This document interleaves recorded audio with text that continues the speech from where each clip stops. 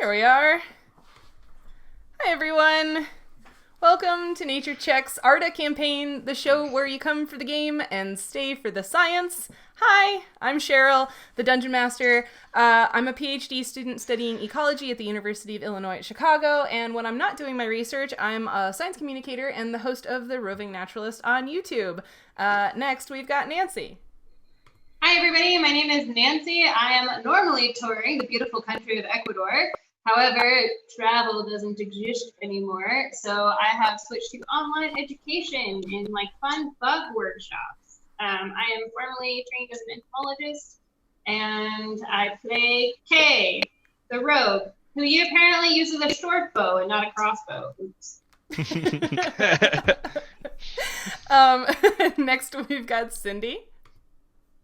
Hey, Cindy Page. I'm a science enthusiast, and I also play an engineer on the, oh boy, it's been a while since we played, so I'm forgetting things. I play the Andorian engineer on the Heroes of Awesome Constellation stream, playing Star Trek Adventures over on the Weirdlings channel, which sadly is on hiatus until further notice, but you can go back and catch all of our Season 1 adventures on the YouTube channel.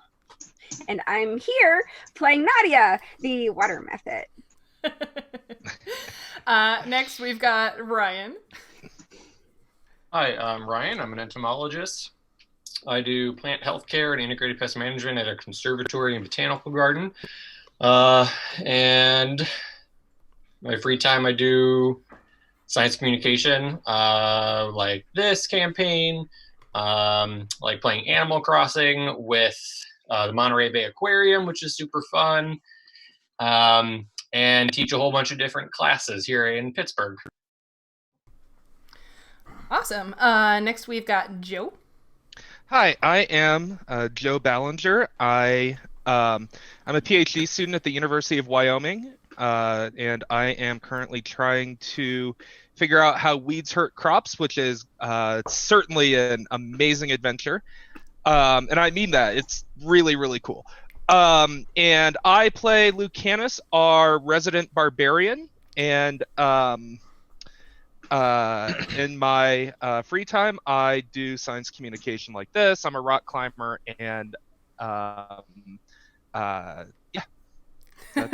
me in a nutshell. Yeah.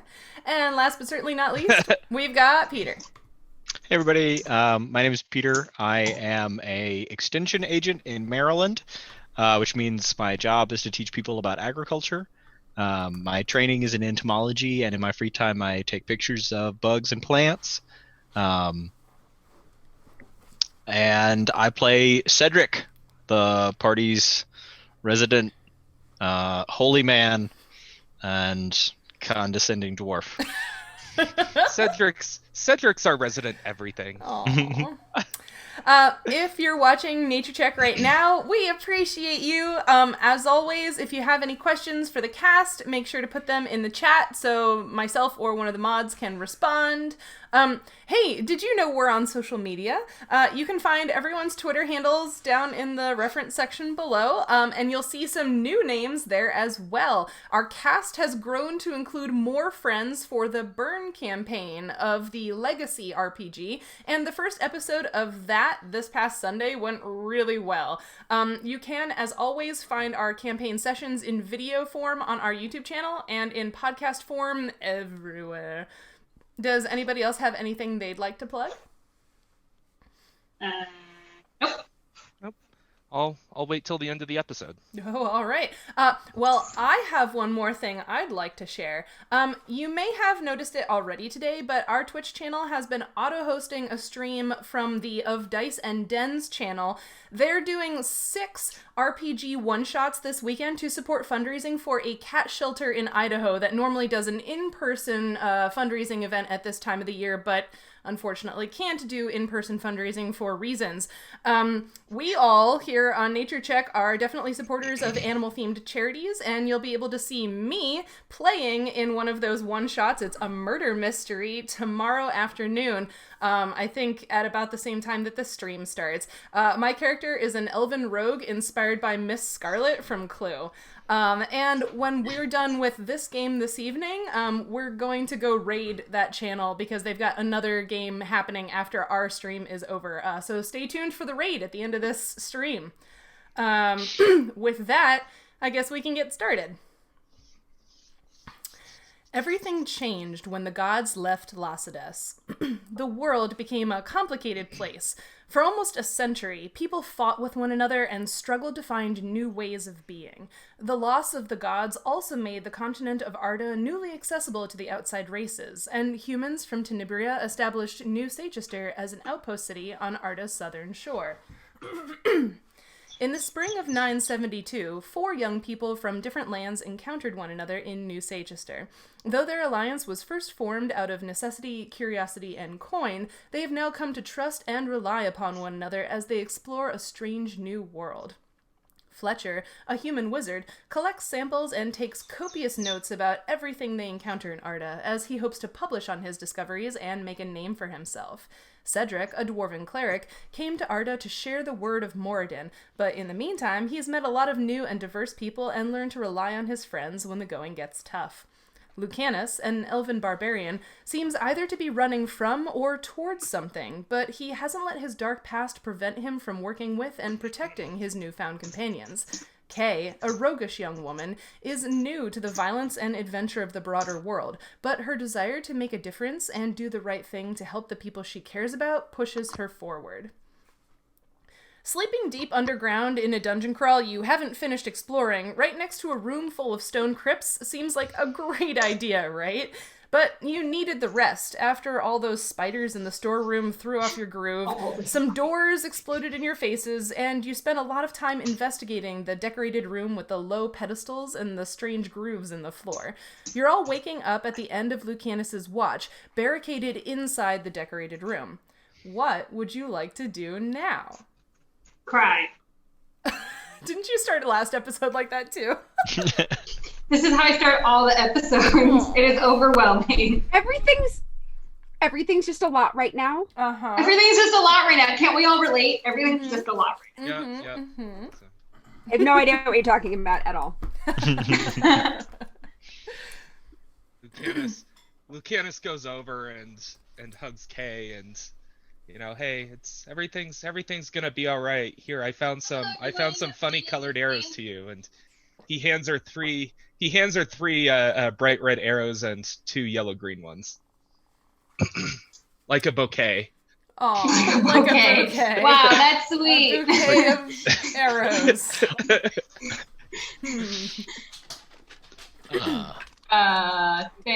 Thank you. They're very pretty. They'll be easy to find in the corpses of our slain enemies. Yep. I would have done Also- flowers, but he just sort of looks around in the dark. Yeah. From that pile of goodies that we found, I absolutely would have picked up one of those hand axes and just started fiddling with it. Just Totally. trying it out. It's small. Yeah. It's Nautia sized. Right, it's just axe. It's I just was an gonna axe for say, you. yeah, Yeah. So, yeah. I feel like I would have ended up with the other one, but I don't really, like, I think I'm pretty much good up on all the combat stuff, so I'm just sort of like, yeah, I just have it.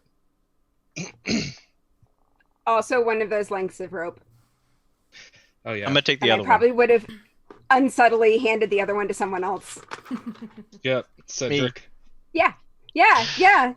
Here. Yeah. Oh, yeah. I guess that's fair. Next time I fall into a pit, I'll be able to throw the other end of this to somebody, I guess, maybe. Assuming it didn't end up like the last time you tried to climb.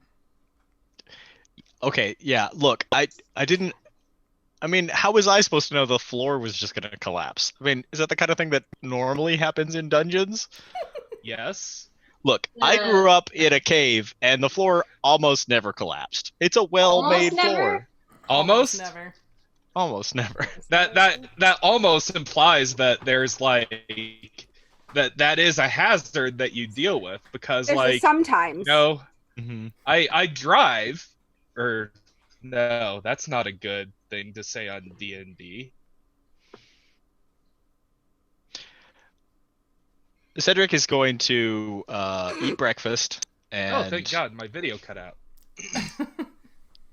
I mean, whenever I cook something, I almost never get burned, but it is always a possibility. Fair enough.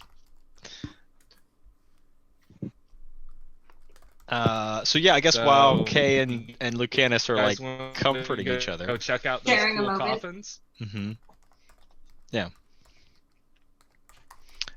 Did we barricade that door, the door between us and the coffins, or did we just barricade? Yes, you barricaded both doorways, because you had left both doors open. So yeah, both the doorway between this decorated room with the pedestals back into the storeroom where you had fought the spiders, and also the doorway between this decorated room and the room with the sarcophagi. Yeah. So, I guess Fletcher and Cedric are gonna like work together to remove the barricade, just kind of like Cool. moving. Remove both barricades in case we need to make a retreat. That's a great idea. I'll help. Good idea. Yeah. Okay. Yeah. That makes sense. I mean, speaking as Lucanus, I've never had to make a hasty retreat in my life. Except when there were spiders around. Oh. Yeah. I mean, yeah, that's fair. That's fair. But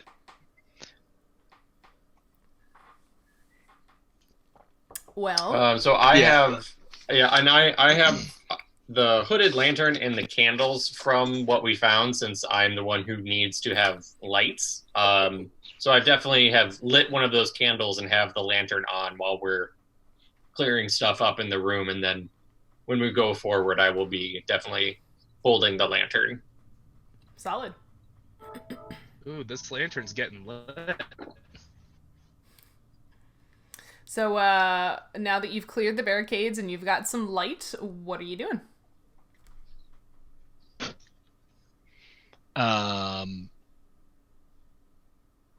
Going into the room with the sarcophagi. Okay. Are we prepared for this, guys? No, we're not. I mean, Cedric would like to carefully move into the room, looking at the stone floor for any potential. You're searching for traps? Mm-hmm. Okay, then give me a search check. And you can all see the room again on roll 20, correct? I miss my dice. Aww. Aw. Out of all the things that I forgot, my dice were not one of them when I came down here. Priorities.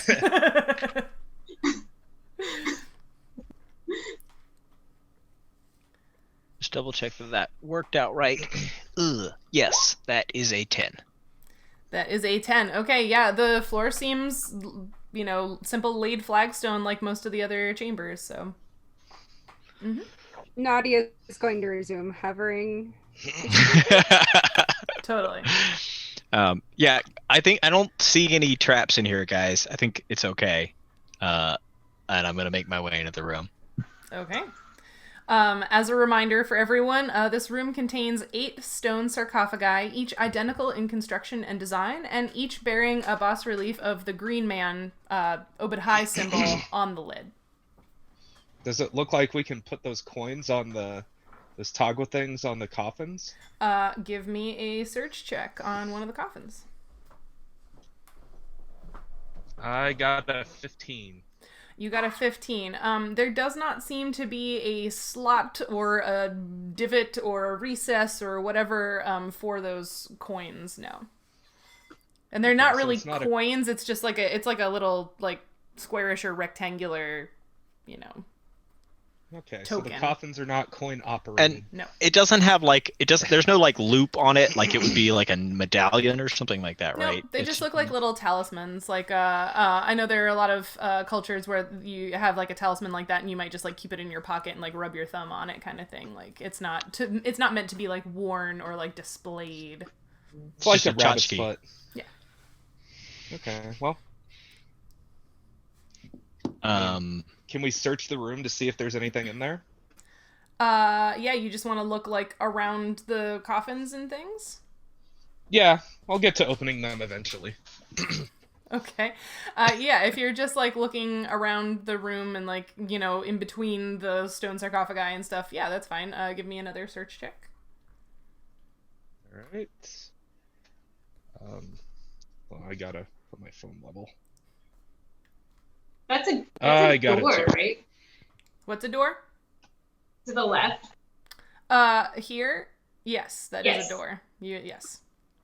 Can I look at it for like traps and stuff? Yeah, first, what did Lucanus get on the search check of the room?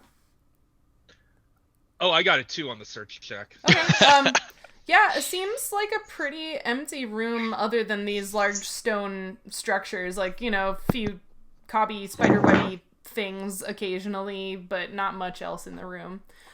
Kay, you would like to investigate this door? I probably, although my track record for doors seems to It's mixed. say otherwise.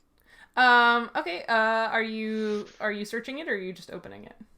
I was going to search it. I was Okay. going to see if there's traps and or if it's locked. I'm not just going to barge through like I did last time. Hey. I learned my lesson that time. Alright, so do you have a search check on that door? I would, because it's on my computer, and apparently I literally have 50 tabs open. So give me a second to minimize and get to get to my character sheet. Online life, it's Mhm. real. Yeah, no, literally, I have 10 PowerPoint presentations open. Oh. Five Word documents, three Excel, And a And a partridge in a Partridge. pear tree. editing. And I was like, oh, this is the last one. It's not the last one. All right, we finally made it, guys. Hey. We made it to the desktop. I was prepared in the fact that I downloaded my character sheet on my desktop. I was not prepared in the fact that I thought that my desktop was apparently accessible. Search. I feel like there's a joke somewhere about like how many tabs does a scientist have open? 15 15. is the answer of the dice, Is not the the answer answer- of the tabs. Okay, so that was 15 is your roll plus your search? It is. Cool. This door does not appear to be trapped, and it does not appear to be locked. That seems very suspicious. So that makes me more afraid of it. Should I open this door? Is it trapped? It doesn't seem to be trapped, and it also seems to be unlocked. Then yeah. I mean, you guys want to see what's in the coffins first? No, not really. I'd like to Probably- keep dead people where they are, dead. Probably dead people. Yeah, probably. So we should probably let them rest in peace, as the saying is, and, leave. I've never heard that one before, Okay. but I like it.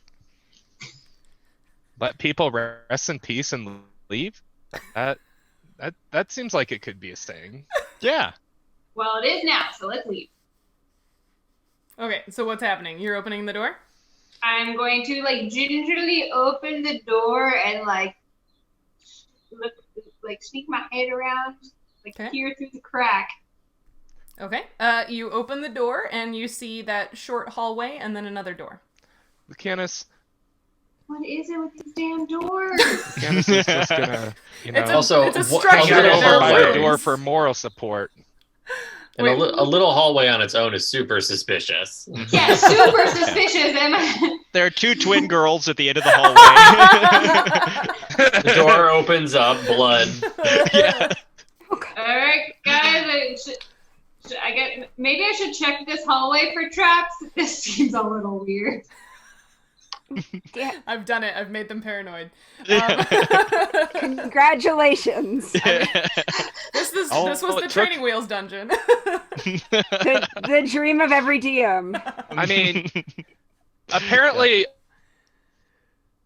Apparently. Apparently.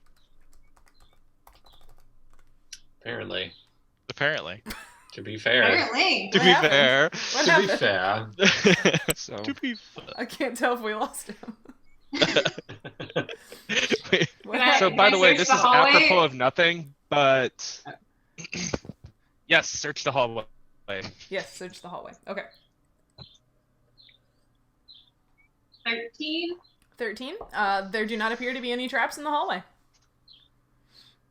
There do not appear to be any trap in the hallway, guys. But maybe Cedric should go first just in case. He's very good at finding things. Sure thing. I'm gonna I step into the hallway. Okay, you step into the I mean, hallway. right now you and... probably have the most HP in the party. And you step into the hallway. Okay. Are you, I'm are gonna- you dead? No. Doesn't appear to be so. I'm gonna keep walking down to the door, and I'm just gonna kind of like start like tapping on it and listening.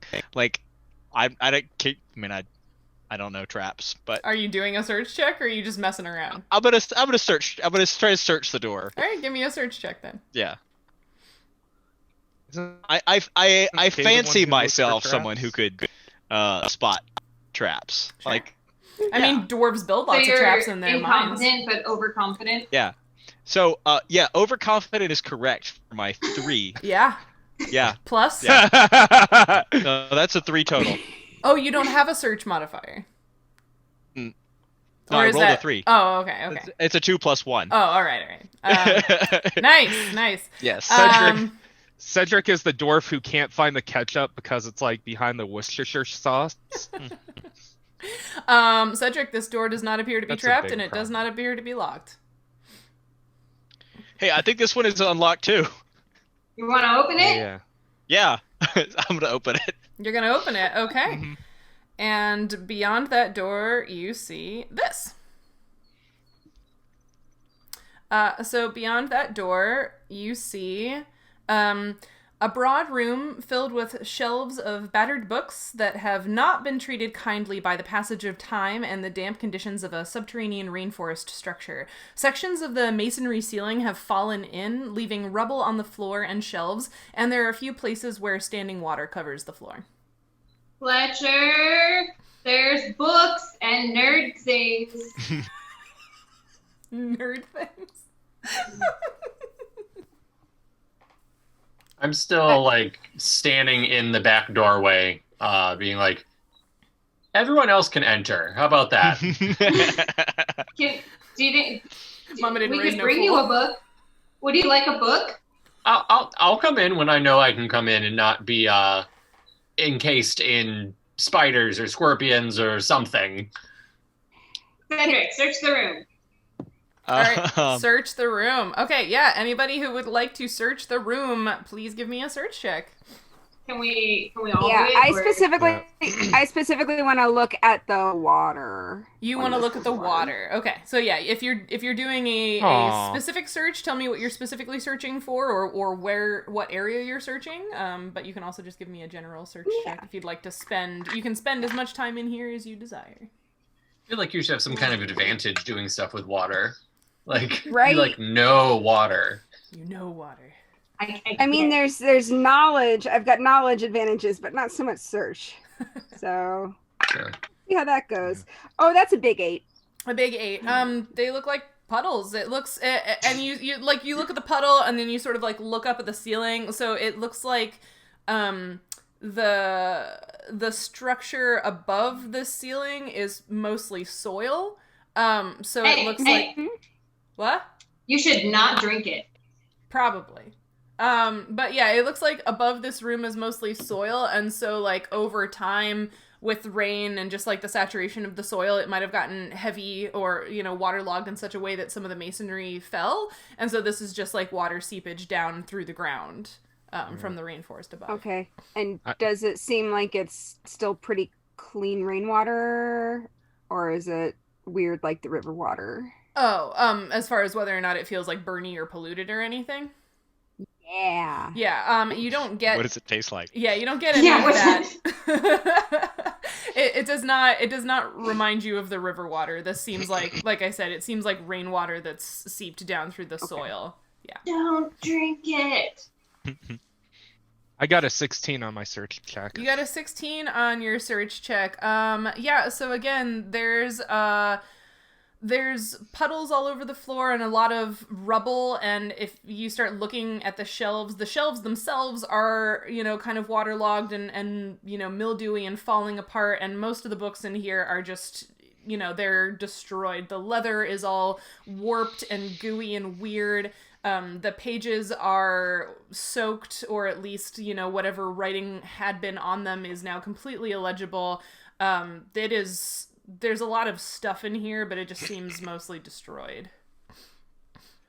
I am specifically searching like the structure of the room. Like, I want to know anything about like the walls and the floor that's different from the rest of the place that we've explored so far, and then I want to look at the structure of the bookshelves themselves, and I got a 14. Okay, so first you're looking at the way this room is different from other rooms, or yeah, because this is the first room we've been in that doesn't have a ceiling, right? Like they all have. It's not that it doesn't have a ceiling. It has like a masonry, like a laid stone ceiling, like all of the other rooms except the pedestal room. Right, so it looks like it was constructed in much the same way as the other rooms. It just looks like maybe the whatever was above the ceiling, so it's not substrate, but you get the idea, right? Whatever part of the rainforest soil stone structure above this ceiling in particular may just have been a little wetter, and a little less super straight. The super straight, sure. A little wetter and a little less structurally sound, and so that's why the ceiling has fallen in. Okay. And then you also wanted to look at the bookshelves. Yeah. What are you? Are they well crafted? They seem functional. They're not like especially fancy. But they're also not like shoddily put together. Like care was taken to put them together because like presumably, considering everything else you've seen in this subterranean structure, like this was a place of some sort of importance, and so you can assume that like the books that were in here were probably pretty important. So the shelves were definitely sturdy and meant to last for a long time. They just, unfortunately didn't wind up being able to protect the books from all the water. Can I search like is that a big pile of books here, or is that a pile of rubble? Some of both. It looks like maybe rubble fell and kind of like broke a bookshelf, and so there's just stuff everywhere. Hey! Can I search to see if there's anything interesting in it? You of can? note? Yeah. I will search to see if there's something of note. Okay. Can I search the books? I got a 7, so... You got a 7. Hey, Fletcher, I think it's fine if you want to come in, like... I don't think there's any spiders or traps in here. Nothing. No one's in danger. No one's been hurt yet. For once, no. Okay. I'm gonna suspiciously enter the room, and I think probably look through like the bookshelves closest to the entrance there. Okay. Just seeing if there's literally any part of any book that may, if there's any magic-based books in here that I could potentially copy spells from, is really probably what I'm looking for is magical text. Totally. So Fletcher enters the room like a cat. Kay, with that 7, you're looking at this pile of rubble, and it's just like, there's stuff. It's just lots of stuff. Guys, there's a lot of stuff here. Yeah. Lucanus and Fletcher, you can each give me a search check on the books, yeah? I got a 10. You got a 10? 11. Okay, so between everybody's efforts looking at the books, eventually over a period of, like, there's a lot of books in here, so you spend quite a bit of time looking for things and just sort of figuring out what is maybe salvageable. But between all of your efforts, you manage to come up with 3 things. You have a small book with a dark green leather cover embossed with tiny gold designs. And the language inside The writing inside is in a language none of you understand, but the alphabet looks familiar to Lucanus. So it's a familiar alphabet, but a unknown language.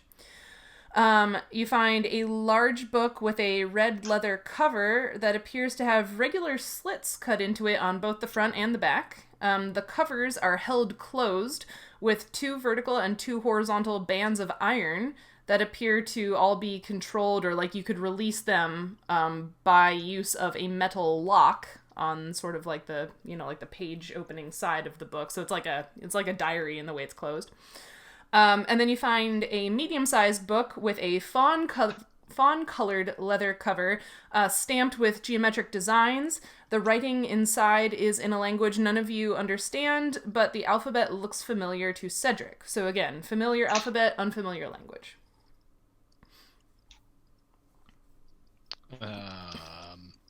I want to take that book. Which one? The one with the symbols that look like dwarvish. Okay.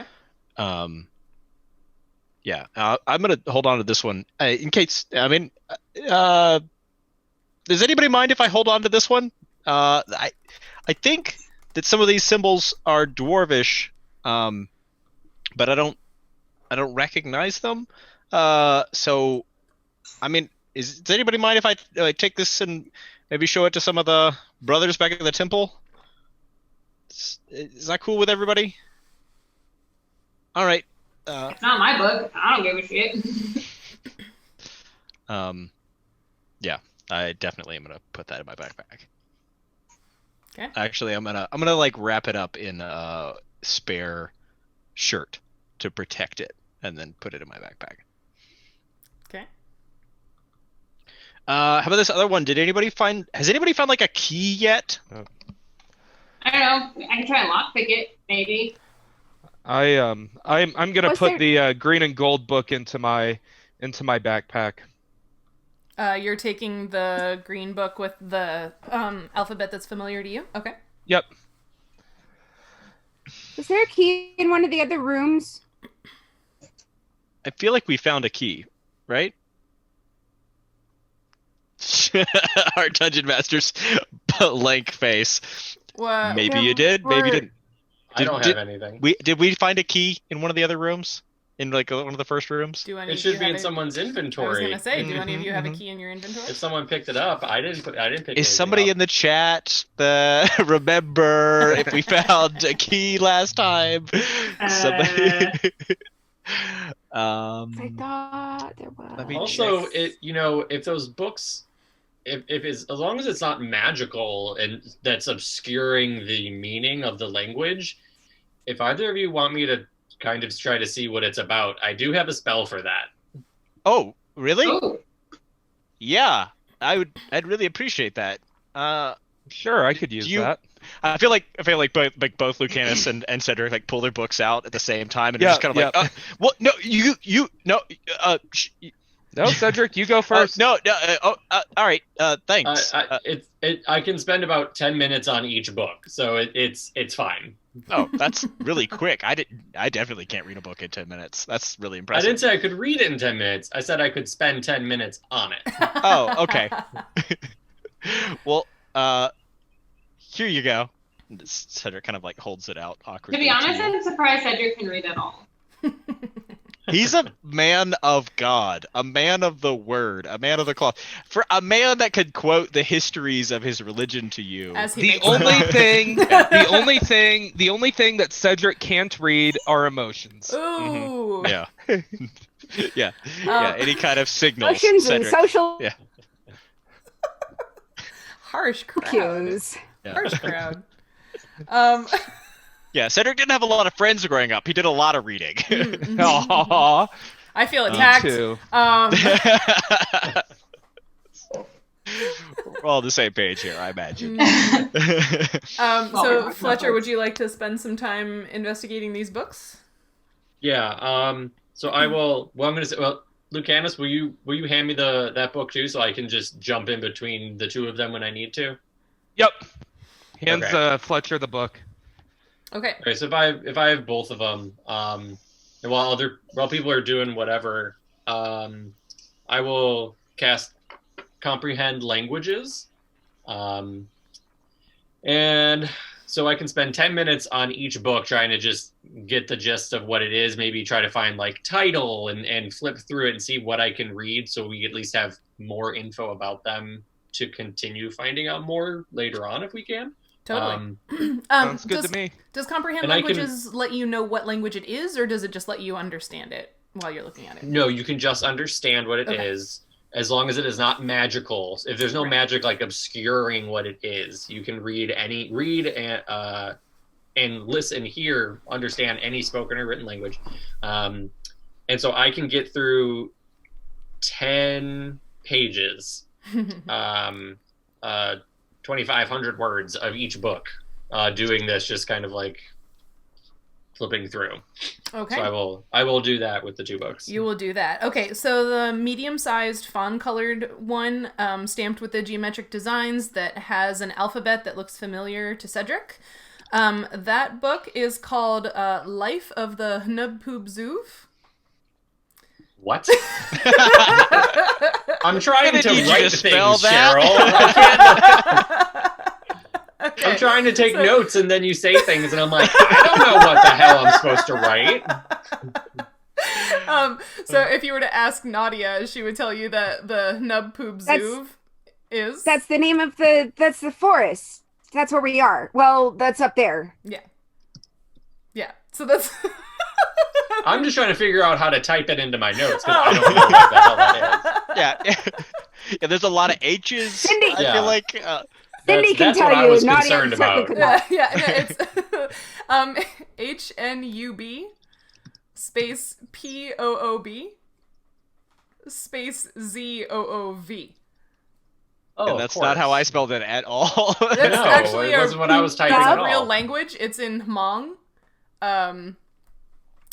So this first book is called Life of the Hnubpubzuv, and it's basically like, as you start flipping through the pages, this is like a field guide for the jungle, right? So it's got some small, it looks like, they were like woodcut stamped pictures of things in the jungle, and it's got notes about, medicinal properties or whether or not things are edible, stuff like don't lick the frogs, all that good stuff.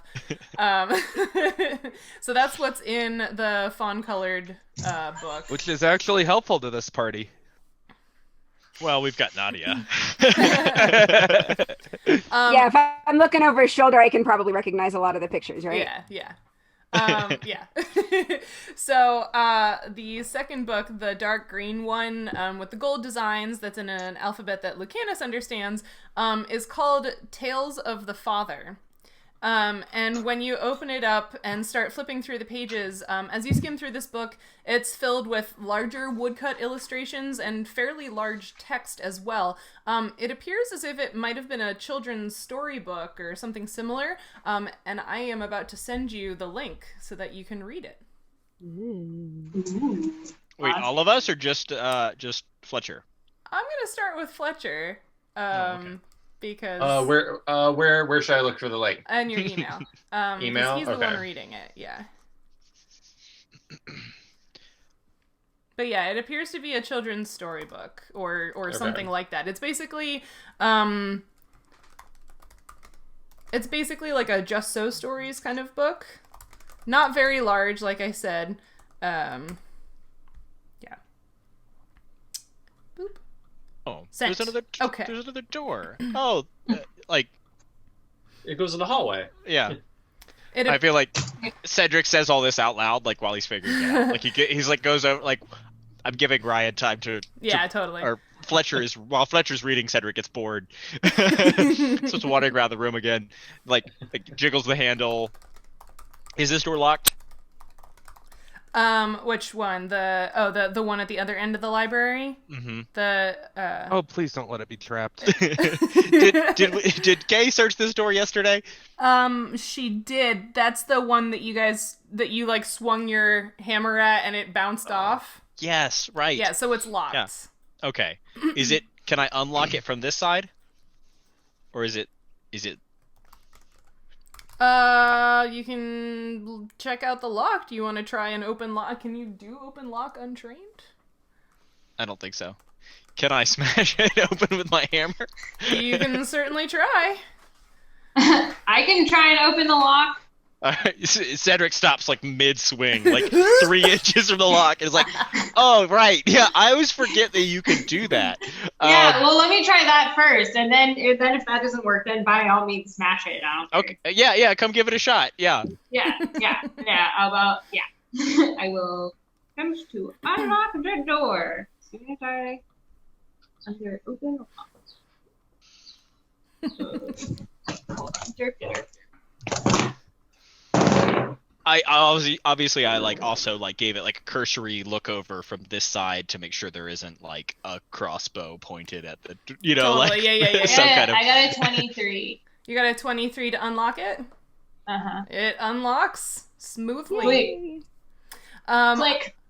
Click. Also, I'd like to take a moment to say, hey, thanks, Impact RPG, for rating our channel. Hi, everyone.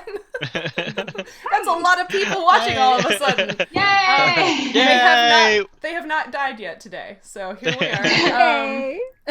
Sorry to disappoint. Yeah. Sorry. All right, yeah. So you unlock the door. So now you have opened all of the doors in. Or it looks like, because you don't see any other paths you haven't explored yet, you seem to have opened all of the doors in this underground temple. She says mysteriously.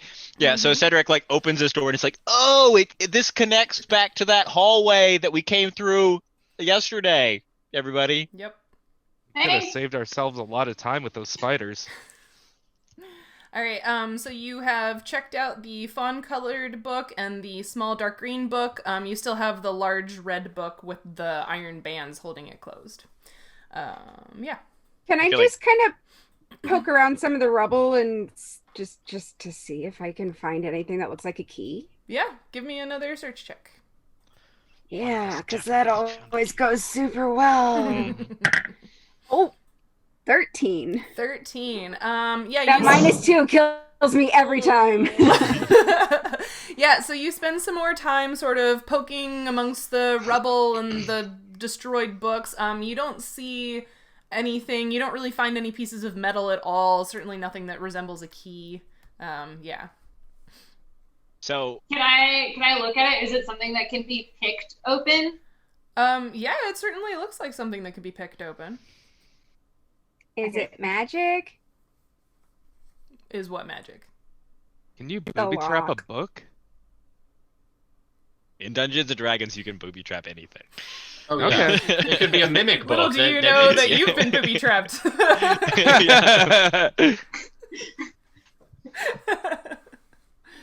It could be a very tiny mimic. Who has the book in their hands right now? That's a great question. Does anyone have the red book? I just assumed it was sitting on the floor next to Fletcher. Okay. Well, I It guess wasn't I'll brought look to at it me. The locked book wasn't brought to me. Look, I don't have nerdo, I figured you just hung on to all the... I didn't ask for this book. Well, wait, now, okay, never mind. Lucanus, did you steal the red book? I found the green and gold book. All right. Well, then it must be lying around. No one seems to have it. Okay, so let's all search for the red book. Where was the last place you saw it? Does anybody remember? Who had it last? Anyway. Can I like try and pick it open? You can, yeah. Give me an open lock check. All right, I will. Well, that sucked. A 9. A 9. Yeah, so you like put your tools in, but this is a very small lock because it's on a book and you're having trouble maneuvering your tools and getting it to open. Someone smash this open. Can the lock be like, does it look like it could be broken open? What do you mean, does it look like it could be broken open? Like if I hit it with a hammer. I mean, like, yes, you could hit the book with a hammer, but also, what would that do to the rest of the book? Can I search my own bags to see if maybe there's a key in there? Sure. I'm not sure where this is going, but sure. No, I mean, who took the stuff from the bedrooms? That we did I'm like 90% sure that either me or Lucanus picked up a key in one of the bedrooms, but I can't remember which one of us it was. I don't have anything written down. That doesn't mean anything. Neither do I. It just means we're shitty at taking notes. I can tell you that neither of you has found a key. Oh, okay, all right. You all have surmised that you all have made the observation or the assumption that the tokens, the little icons, might be keys of some kind, but you have not found a metal twist, like insert in lock and turn key anywhere in this temple. No. I made that up. Yeah.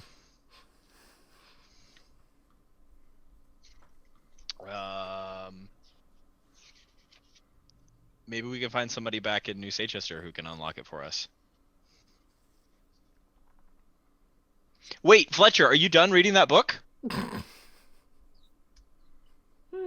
I was just letting everyone do everything they wanted to, and then you can, when you're done, that'll be like 20 minutes. Well, what does it say? Well, okay, now I tell them about the two books. You heard what Sheryl said about the first book, and I think I'm going to then ask, I'm like, well, this seems to be sort of an academic guide to our surroundings that I was wondering, can I hold on to this and study it? Sure. I know, Cedric, you wanted to lay claim to it, but I could try to study it each day and perhaps, get more out of it and take notes perhaps in common that we can both read. Sure. I'm not super interested in the I don't know, whatever nerdy plant stuff is in there. But if there's any hints in there about what kind of people might have written it, just I mentioned this earlier, but the language looks a lot like Dwarvish, and so I'd love to know if there was some maybe lost group of dwarves that lived here or something like that. So if you find any clues about who might have written it, or like recipes for local rat, those kinds of like indicators of dwarven peoples, just let me know. But yeah, of course, you hold on to it. So Sheryl, I got the title of the book. Was there an author or names or anything written in it? I figure I would have seen that with a title. Yeah, there's not like an author for either of the books that you looked at. It looks like the sort of thing that, again, presuming that this was some sort of temple, this is like, oh, a scribe wrote it. And in fact, the one that's a field guide looks like it may have even been written by a few different hands. So maybe the accumulation or collection of knowledge by people here over however long an amount of time. So you're saying several grad students worked together to write this book, and a PI did not slap their name on the front of it? Perhaps. That's amazing. Salty. Yeah, wow. Every week we work through some of your trauma. It's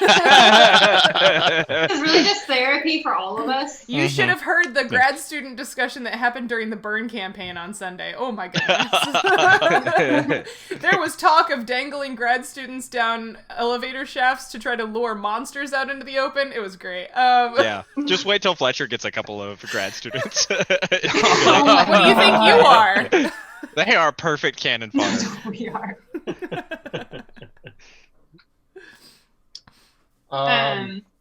Yeah, well then I guess, and then I'll tell them about the other book. I'm really proud of that one, by the way. I wrote all of that. Yeah, there's a lot. Yep. There's a lot. I figure. I don't know how many do you know how many words that this is in total, Sheryl? No, but it's not that many pages, so I feel like you could probably skim through it pretty quick. Yeah. Or even pages. Like if you laid it out. Yeah, it's not that many, so I think you could probably make your way through it pretty quick, or at least get the gist of it. Yeah. I'll tell everyone the gist of it. That it seems like these are 3 stories about this Obed High god from this land. there's the first story is called The Castle Tree. The second is The Armor of the Fallen Leaves, and the third is How Obed High Got His Shalm. Seems to be they do seem to be sort of like children's stories, but I think there may be, whether it's information in them, whether it's some sort of just moral story like we try to put into tales to teach children things, or maybe real information we could use somewhere in the jungle. The Castle Tree seems to be about some sort of she-devil or demon who came to the jungle and was locked away in a giant kapok tree, is what it says. K-pop? I don't know if that's real. Maybe not something we want to deal with. Not The a other's K-pop about tree, a no. Okay, I was gonna say. Any of this Kapok. Yeah, that one. is any of this something that I would have heard? Give me a knowledge local check. You're asking about this castle tree story? Yeah. I was Yeah. just, Any of I was knowledge? just wondering where K-pop came from, and in this universe, seems like that would Well, the be. natural 20. Wow. That's 32. Wow. So he gives you those sort of vague details about the story, and you're like, there's a lot of those big trees scattered throughout the jungle. But yeah, maybe like, when you were partying with locals at some point pretty early on and you like hanging out here, you feel like you remember hearing a story about Obed High, right? Because the locals love to brag about how badass he is, right? So yeah, that story sounds vaguely familiar to you. Something about him trapping some sort of devil demon creature in a tree. Yeah. Okay. Would I have some idea of like where that tree theoretically is, or just that it's a story I like to tell? Yeah, you don't have a location per se, but like it sounds familiar. Yeah. Okay. Nice roll. Yeah. It's also with the die that historically is horrible for me, which is hilarious.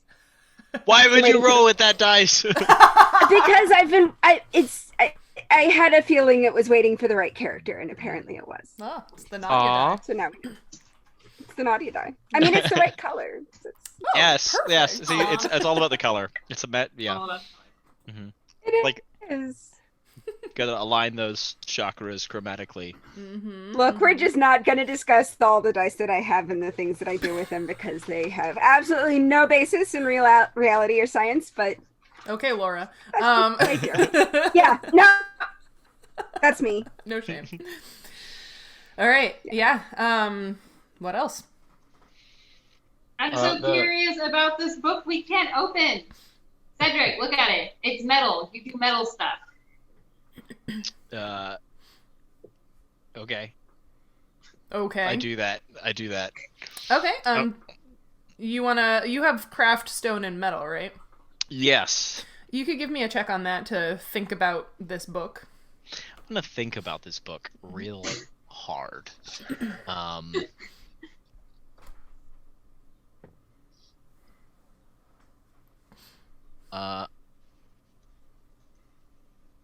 But not that hard. But not that hard. Yeah, I get kind of distracted halfway through listening to Fletcher explain the stories because I'm really interested in learning more about Obed High and kind of the local lore and mythology, and so I kind of stopped paying attention. I got an 8 on that check. Yeah. Mm-hmm. I figured it had to be pretty low for you to not even bother.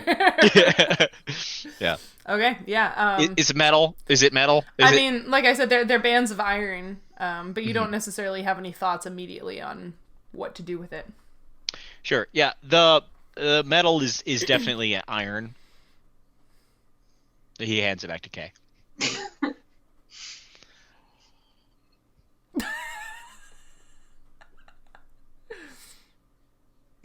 Great. I'm the proud owner of a book I cannot read nor can I open. Wow, that's awesome. You don't know that you can't read it. You can't figure that out until you open it. Fletcher, take this book. It's a nerd thing. That's it. I'll take books that I can actually read. When this is open, we can talk. All right, fine. I'll take the books. Just give me give me that one. Give me that one.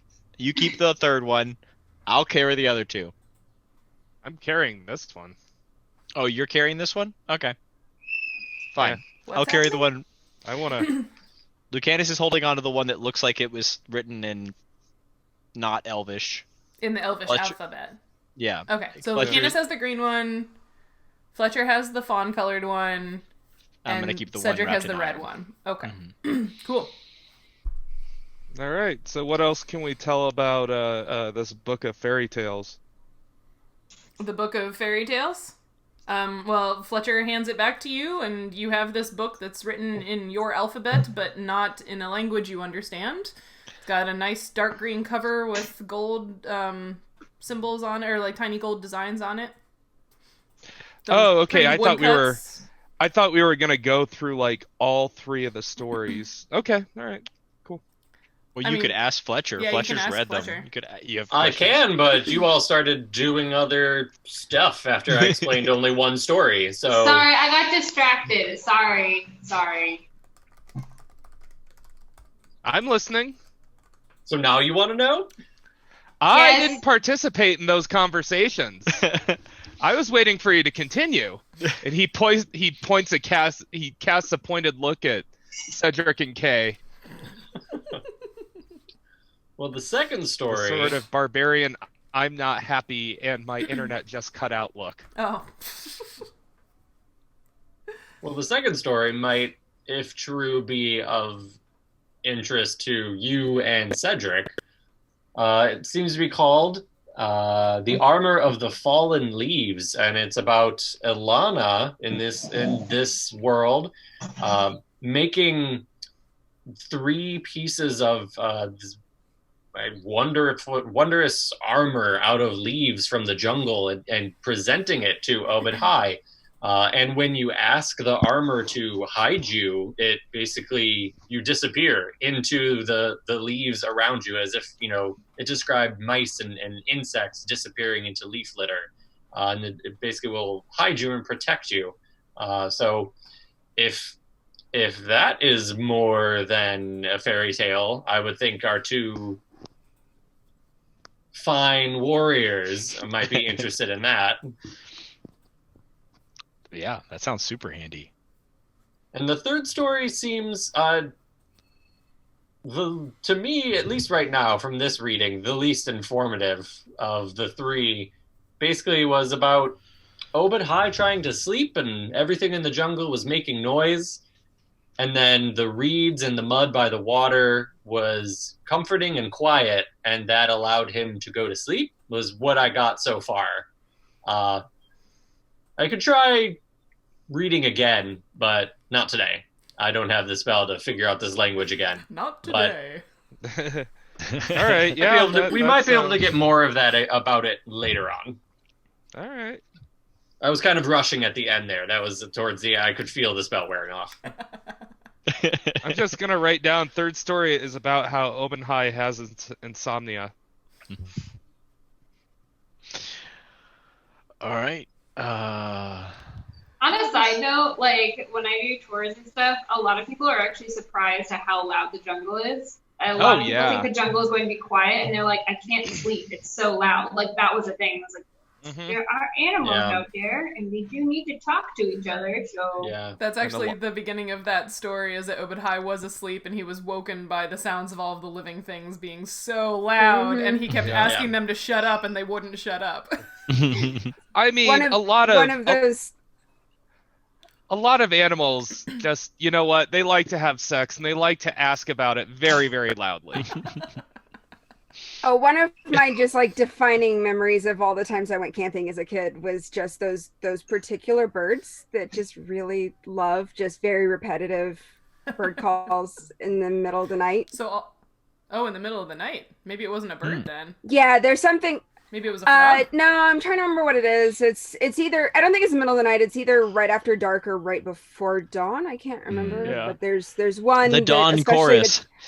especially in the Texas sort of Gulf coastal region. There's something There are that birds just that are nocturnal. makes I a think. bunch of noise. Yeah, there was something because it's something that makes just a really simple like we kind of just like a really high pitched, very repetitive thing. Actually, And I of don't course the very common warnings we would always get at camp about if you hear something rustling around right outside, watch your step in the morning because that's the armadillos digging holes right where you're going to step. My single greatest regret from the 2 times I've been to Texas is that I have yet to see a live armadillo. You should come to Ecuador. Make your dreams come true. I need to find. I've actually got some videos of some of them that were really, really friendly at Brazos Bend State Park, but it was a long time ago, so I'm not sure the videos are anymore. Evan Tomology is wondering if maybe what you were hearing was nightjars. Might be. I've never actually looked it up. It's one of those things that I'm sitting there in the middle of the night thinking, man, I should see what that annoying bird is.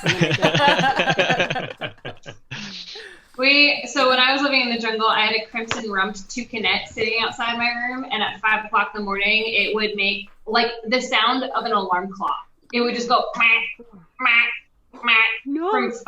until 9.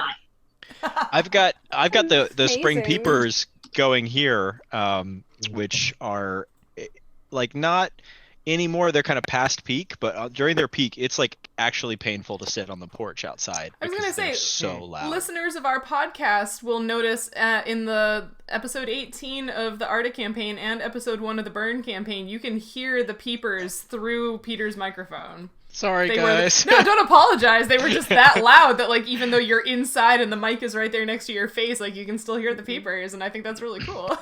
Yeah. For the workshop I was doing, I had that with the cicadas. The cicadas here buzz at 120 decibels, so it's like I literally closed all the windows. I live in a concrete box, and the cicadas are across the bay in the jungle, and you can still hear them in the microphone. That's Amazing. here. I'm like, sorry. Well, Cindy, you should look around. If you just Google and get like ideas of what it might be. The Cornell Yeah, Lab I'll of see if I can Ornithology look it has that whole thing online. I have, to where you yeah, can- I actually have their app. Yeah. So So I need to look it up. maybe you could just start listening to like possibilities. Yeah. All right, so you've got each one of you has each of the books, and yeah. What you doing now? Kay, you're the one who is drawn here. Yeah. Is there anything in here that we haven't explored yet that you feel like we should? I don't know. I feel a tingly tug.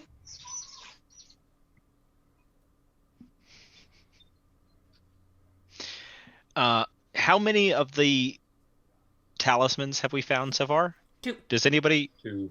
Two talismans. One in the bedrooms and then one in with the sarcophagi? One in the bedroom, one in one of the bedrooms, and one in the like dining-ish area, the common room. Yeah. And I think Cedric actually has one of them. Yes, he does. That's what I found in the storage room. That must be what I was thinking of instead of the key. I have an idea.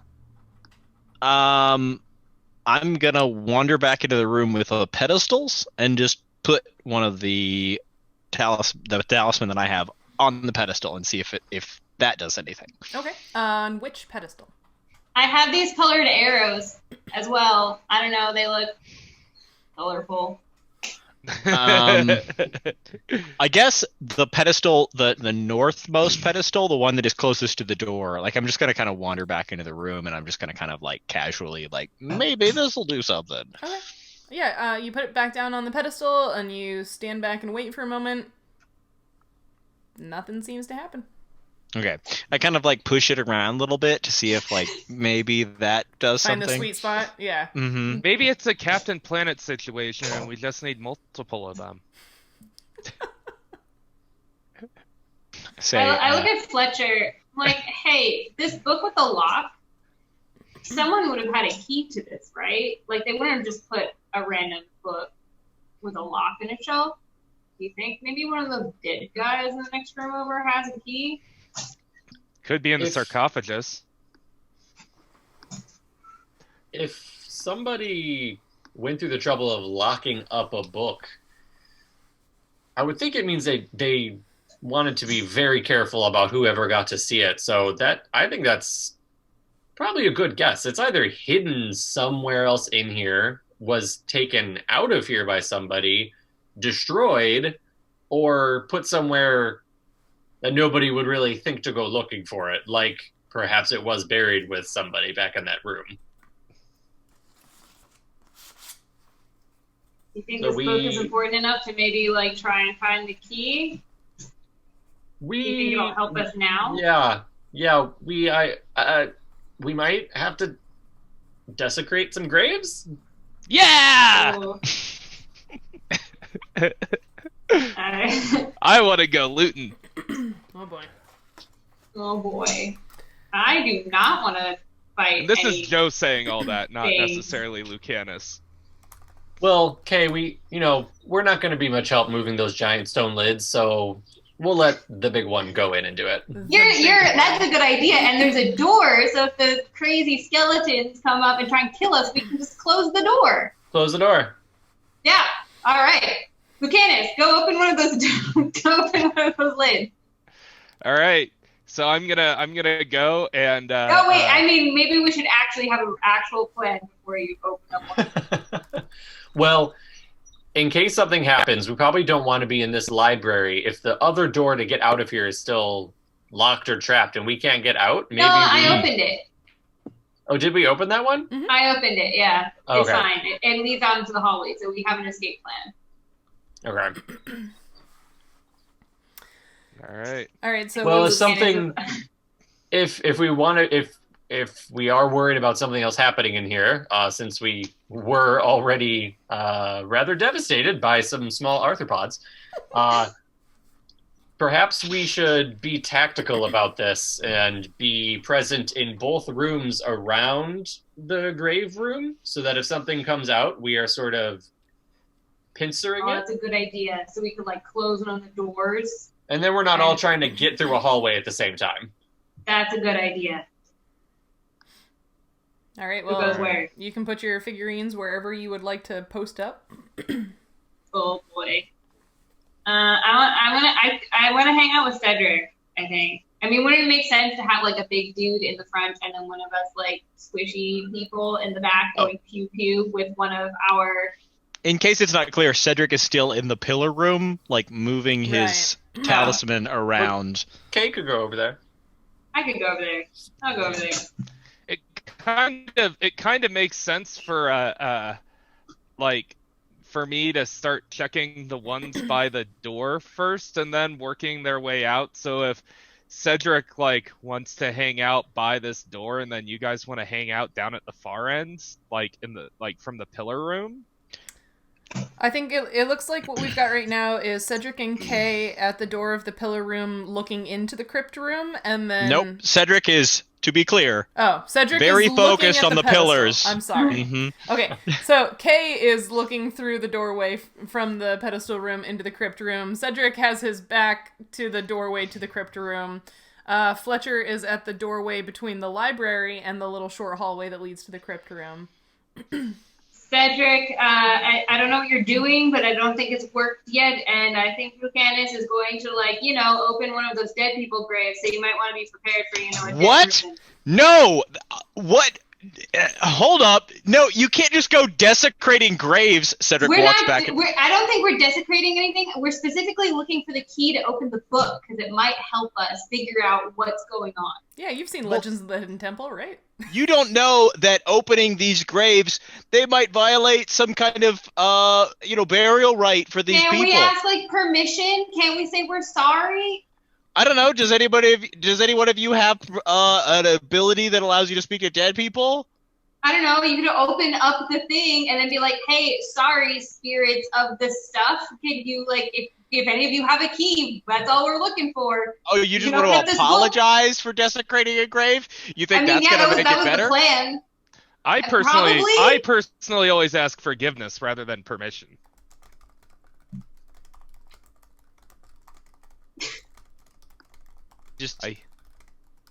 I just feel like that's. I mean. Do you have a better plan? You are like fiddling around with this little talisman thing on the podium, and has it done anything?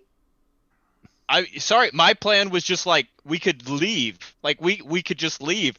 We don't need anything from these people.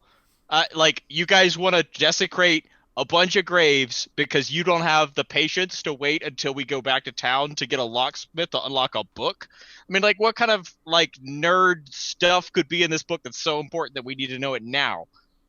It could be a connection for Kay. I mean, we haven't figured out anything of why we were drawn here for Kay. I mean, I could try and leave, but what happens if I feel like bad again? I don't know. You tell me. What does happen if you feel bad again? Our friend feels bad. And we don't want her to feel bad. Therefore, we should, look for a key. Well, you're just assuming that she's going to feel bad. I mean, she's assuming she's going to feel bad. Leave. They didn't worship Moradin, Cedric. Why would you care? I just think it's important to respect, different people's beliefs. Even if they worship lesser gods, it's not their fault. They're lesser beings. That's not their fault. I mean, if you want, you don't have to take part in this. You could leave.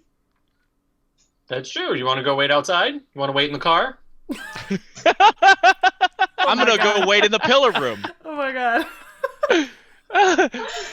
You guys, I won't be a party to this. If we get attacked by something, will you help us, take care of ourselves? I don't know. I guess we'll find out. Yeah, I guess we'll find out. All right, Lucanus. I don't know. Does anyone, I guess... Never mind. I was like, maybe there's a magic-y thing that you could just see where the key is. Because I don't want to. Well, apparently these aren't coin-operated coffins, so. It would be convenient if we could just ask. Fletcher, you don't have any way to chat with the dead people, do you? There might not even be dead people in them. Maybe they are just storing hidden items and look particularly coffin-like to, dissuade people. Sure, we sort of are projecting how we would think of these as being burial grounds. Other cultures may not necessarily do that with their dead. These could just be filled with candy or books. Who knows? Candy? Cedric has left the room and is now back in the pillar room. Okay. So I'm gonna go open one of these coffins. Okay. Fletcher, Kay, you got my back? Yeah, I'm gonna stand down here and I guess shoot anything that looks particularly scary. You should say you're sorry, though. I mean, we're all sorry, right? I don't want to do this. I just also want to figure out why I'm stuck here. I mean... Where's Nautia? I'm hanging by the door. Just kind of keeping an eye, sort of between the two doors in the room with the books. Mm-hmm. So we're both playing backup. We're watching to see what goes down. Yeah, backup. Yeah. Yeah. Also, I have nothing to contribute to this thing at the moment. So yeah, backup. You don't want to be part of this fight? I just don't. I don't know anything helpful, and if someone needs to be, my thought is if someone needs to be dragged out a door unconscious, there's a door right there. Yeah. Solid. My people all died when I was a kid, so I'm used to graves. Cool. Yeah, so if anyone wakes up, you should try and talk to them. I don't know. Are skeletons friendly sometimes? We should hope so. And if there's one that pops up, maybe we should talk to it before you kill it. I've never met a skeleton, so I mean I've seen. I have not either, but I've like created always some. be positive, right? We've talked to lots of skeletons. They just happen to have things covering them. I mean, I've never talked to a skeleton. I've made some. I assume. I don't know what decomposition rates are like since we started this campaign, but I suppose a lot of people I've met in this campaign are going to become skeletons at some point. A lot? You haven't killed that many people, actually.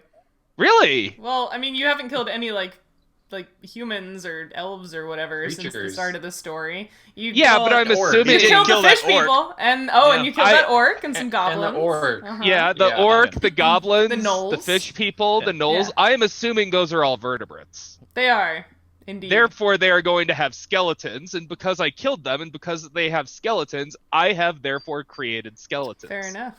No, they created their own skeletons as they grew into adults. Their mother's bodies contributed quite a bit to the formation of their skeletons. So. Yes. Anyway, we can talk about vertebrate Evo Devo at some point in the future. Well, you know what? I freed their skeletons from their fleshy prisons. So anyways, I am going to go up everyone in position. Yeah, I guess so. All right. So I don't know, look to see if there's one that looks like particularly more important than the other ones. I am going to the one in the center of the room. You're going you might. I mean, we don't want to disturb all of them. We just want to disturb one that looks particularly important. So no, we want to disturb them one at a time, so that if something comes out, we only have to fight one thing. Bold of you to assume they can't open their own lids. Yeah. They all looked the same when we entered and looked around at them before. Correct. They look identical. Yes. Yeah. So is it, Joe, is it this one that you're looking at? Yes, okay. Yes, I am. All right. I need you to make me, let's see. I guess just a strength check. So just a D20 plus your strength modifier will do. All right. Oh, I closed my stupid frickin'... Yeah, ding dang. Ding dang D and dice. All right. What am I gonna roll? I got a 12 and my strength modifier. Yeah, let's see. It is +2, so that would be 13 total. Okay. Yeah, so it's a pretty heavy stone lid. So you sort of it takes you a bit of effort, but you can kind of push it and it makes this grinding sound as you sort of slide it away to reveal the opening beneath. And with that, I think it would be a great time for us to take our halfway break. Cool. Cool. Again, thanks to everybody who showed up from the Impact RPG raid. That was really exciting. That was the first time we've been raided, so thanks for being here. We are going to see what Lucanus has discovered in the uncovered sarcophagus when we get back from our break, so go grab yourself some refreshment and whatever, and meet us back here in a few minutes. Thanks, everybody.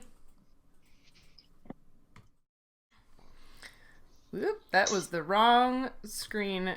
I have too many stream screens going on. Now we're on the right one. Hello, everyone.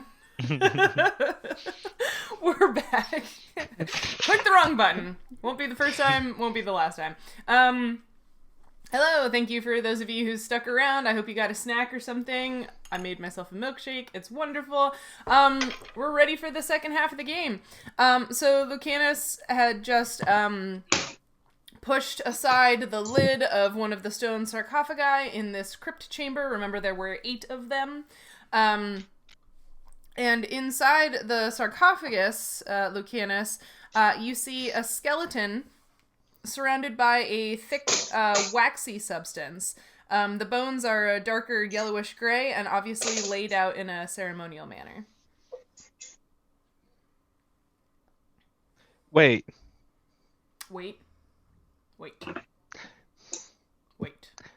So if there's a thin waxy substance in there, that's what humans tend to dissolve thick into. Waxy substance.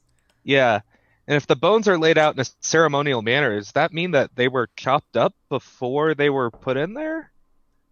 I'm not sure what you're asking. You are correct in assuming that the thick waxy substance is adipocere.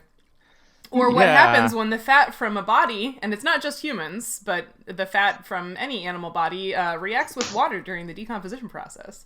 I am far too fascinated with decomposition. Moving on. Now, but if the bones are laid out in a ceremonial manner and there's adipocere in there, then that would mean that the bones were laid out that way before the body decomposed. I think she means like it's a skeleton with like its arms crossed over its chest or something. Oh, not like the bones are all piled together. No. Yes. Okay.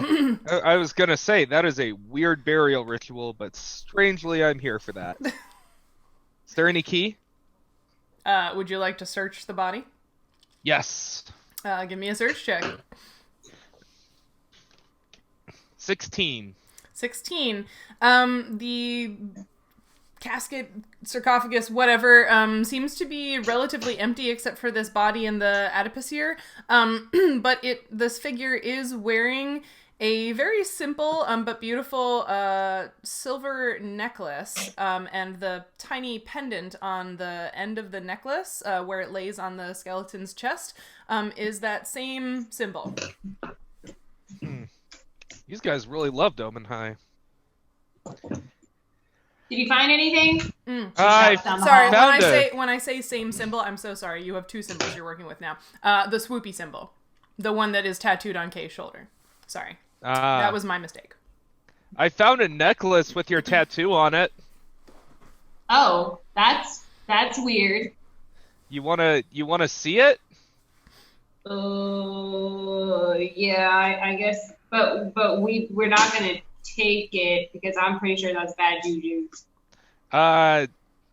Sounds good to me. I'm not. See? Tattoo. Oh yeah. You think maybe someone else in here has one too? I mean, there's really only one way to find out. Yeah, but can you try and be respectful about it at least? I mean, I will. We're not taking anything from these. I'm just sort of curious. Yeah, I'm kind of curious too. Because, like, especially if there happens to be silver necklaces in the exact quantity as there are pillars in the next room over, for example. Well, let's figure that out. You want to get behind something, just in case? Yeah, I'm going to go back down the edge of the hallway. You keep doing you. You think one of these is going to be a Jack-in-the-Box? What's going on here? We know you as a dungeon master. I'm just saying that, like, game. Come on. We love you, Sheryl. I'm just saying that I've, like, haven't had a great experience with, like, doors, and these are kind of just doors. You keep saying that. No door has been a problem for you today. Today? Yesterday was traumatic. All right. Well, I'm just gonna start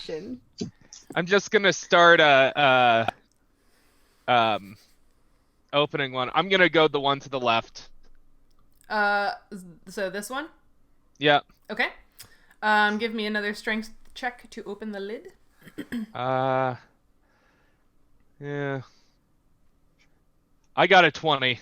Okay. Yeah. This one slides a bit smoother. You think you've kind of got the weight of them figured out now. So you slide it open. Again, a very similarly arranged skeleton laying inside. Search. 14. This skeleton has a very simple silver ring on one of its fingers. Same swoopy tattoo symbol. We got another one of your tattoos thingies, Kay. All right. So that's interesting. Keep on keeping on, I guess. Yeah. So I'm gonna turn around and open the one directly behind me. This one? Okay. Yeah. Strength check. 16. 16. Again, the lid slides off. Again, similarly arranged skeleton inside. Search. Mm-hmm. I got another 20. Why can't I ever do this during battle? This skeleton has a simple silver bracelet on one of its wrists. Same tattoo symbol. All right. Find anything? A bracelet with your tattoo on it. To speed up this process, I'm going to say that you open all 8 of them. They all have... we could keep doing this. Basically, I was wondering if you were going to get a 1 and, like, break the lid of one of the sarcophagi, but I think we're good. So, yeah, you open all 8 of them. They all have similarly laid out skeletons inside, and each skeleton has either a simple silver necklace, ring, bracelet, or headband with the same tattoo swoopy symbol on it. All 8 of them. You know, there are 8 skeletons here and 4 pillars, so there's like stoichiometry going on here, I guess. I don't know what that word means. There's a good ratio of things to pillars. I see, but is it the correct ratio of things to pillars? No. I mean, I guess it is. It's 2 to 1. None of them seem to have a key by any chance? No, not that I saw. Did any of the things that I found look like they would fit in that lock? Did any of the metal jewelry pieces look like they would fit in the lock on the red book? Yeah. Nope. No. No key-looking things. I didn't get attacked either, which is a plus. Agreed. Let's try. You're welcome. I'm not subtweeting the DM. I'm just in character. It's like, yeah, I thought that I was gonna like have to hurt, like fight something. Although I don't know if he can hurt the undead. So yeah, I don't know. So I'm just gonna push up all the coffins back onto the sarcophagi as they were.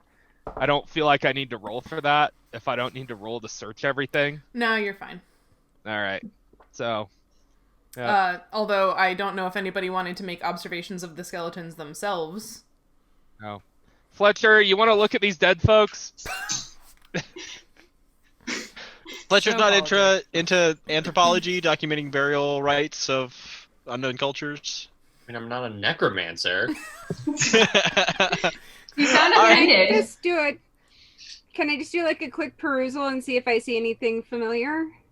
What do you can you elaborate on that? Like, what are you looking for? I mean, like without like touching, just sort of looking at each one and just seeing if there's anything that stands out. Something like what I recognize. Is it readily apparent what race they are, for instance? Or yeah, sure. I guess it kind of depends on what you're. So like, if you're like looking for an object, then it would be search. If you'd like to know more about the skeletons and like who they might have been, that would be like a medicine check or it's the heal skill or whatever is the skill. Yeah, it's the heal check. So yeah, you could do a heal check if you want to learn more about the skeleton. Yeah, sure. Let's try a heal check. I'm just curious, like who and what they are. Cool. 8. The shape of the spine, limbs, and skull indicates a humanoid race of some kind. They look to be, average in height among the 4 friends you've got here. Yeah. And is there anything Cedric about the jewelry or stuff they're wearing that looks like anyone I've met out in the world? Not especially. Except for Kay. The only thing they're wearing is the single piece of silver jewelry. Okay. Kay, where did your tattoo come from? I don't know. I've had it ever since I can remember. I didn't put it there. Well, I mean, that's usually with tattoos, you aren't the one who put them there. Yes, but I didn't pay someone or ask someone to put it there. It has been there for as long as I guess I have been here. Would that make it a birthmark then? I mean, it's like tattooing. But... Okay. I'm just musing. All right, well, I guess the only thing that we can really do is just like, I don't know, search like the bedrooms before we go again, just to see if we missed the key. You searched pretty thoroughly the first time, so I wouldn't let you do it again. Okay, well, there's no key in here, but we got some books. Can I, is there one that's still open, or Lucanus, have you closed them all already? I'm in the process of closing them. Well, can I, find, whatever one you're on, can I, go over and touch whatever piece of jewelry they have to see if I, I don't know, feel something? Yep. Sure. Yep. I do that. Okay, you do that. I feel like the tagline for this episode should be Kay goes jewelry shopping. Wow. Either that or coin operated coffins. I like Fletcher. There's silver jewelry on these people, and it has the same mark as the floor and my shoulder, but nothing happens when I touch it. Thoughts? Do you feel when we were in the room with the symbol on the ground and the pillars, your feeling sort of faded away even more? You sort of felt like it was where you're supposed to be. Has that changed at all in this room? Is there? No. That's why I tried to touch the things, but I don't feel any different.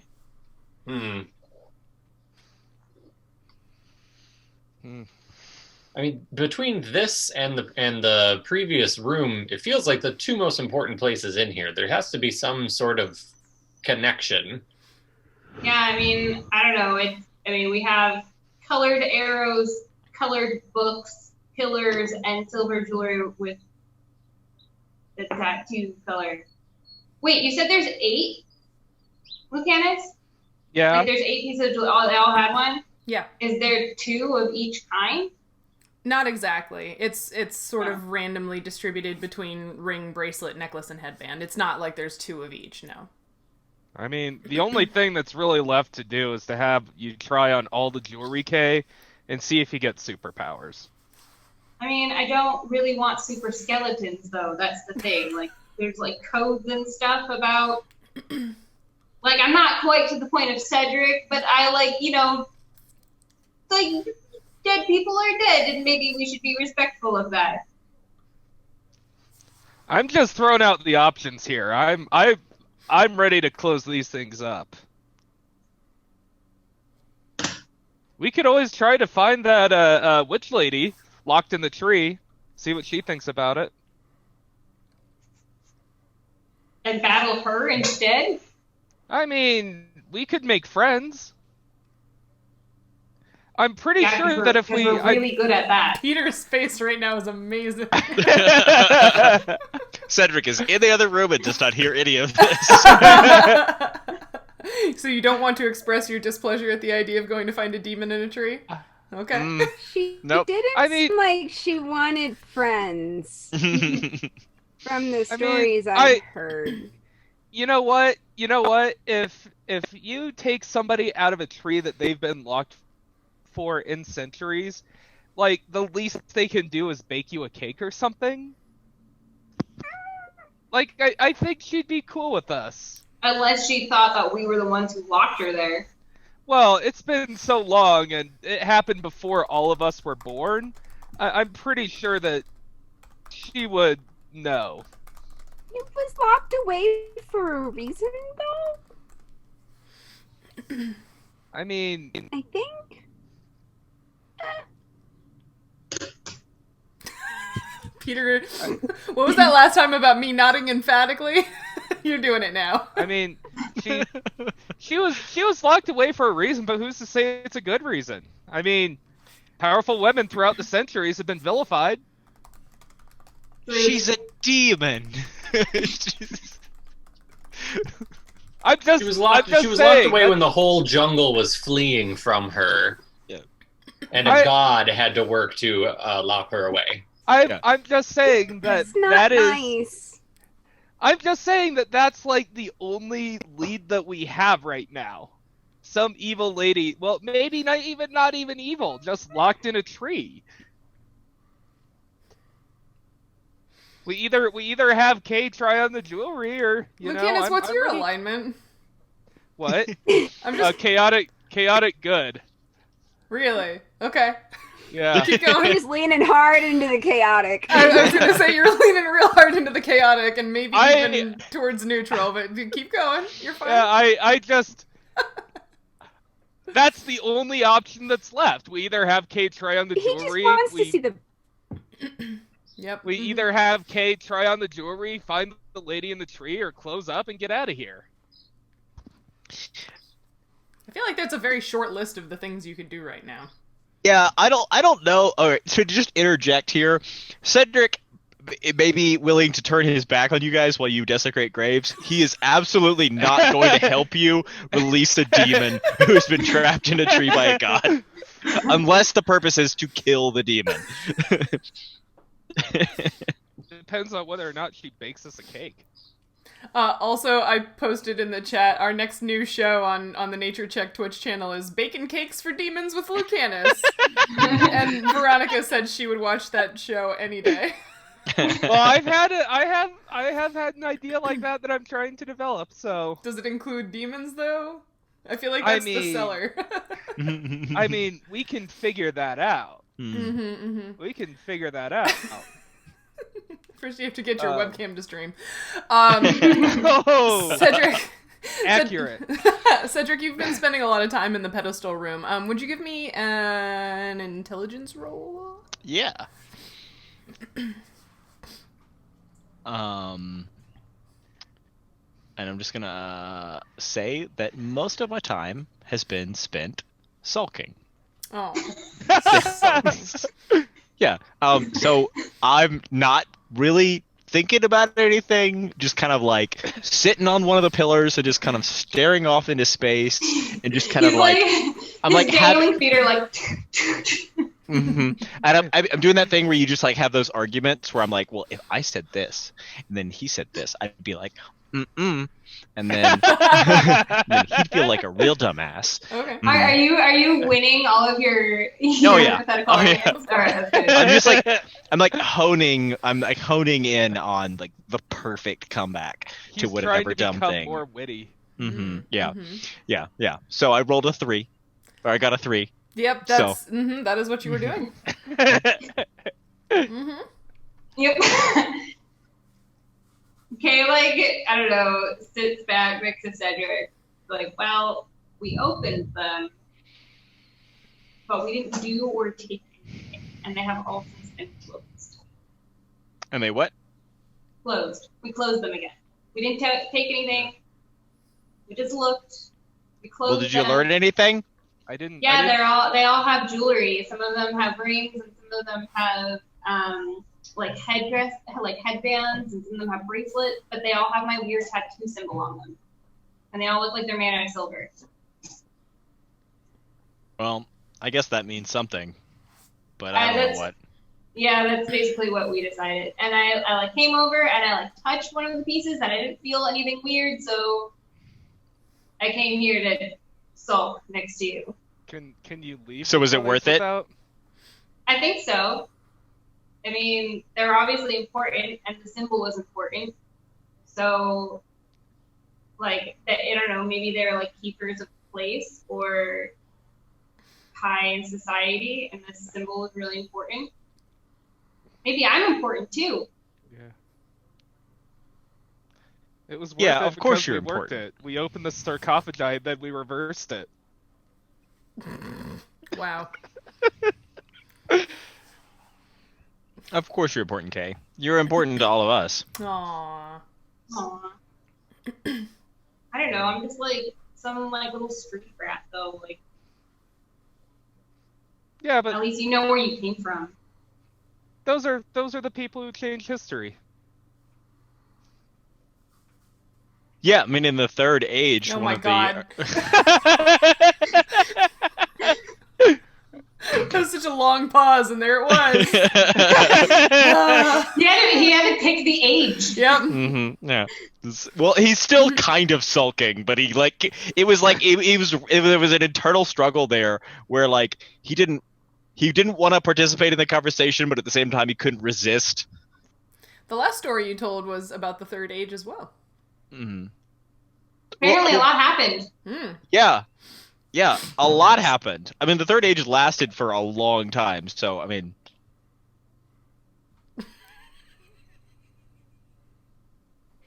What I don't want to talk about it right now.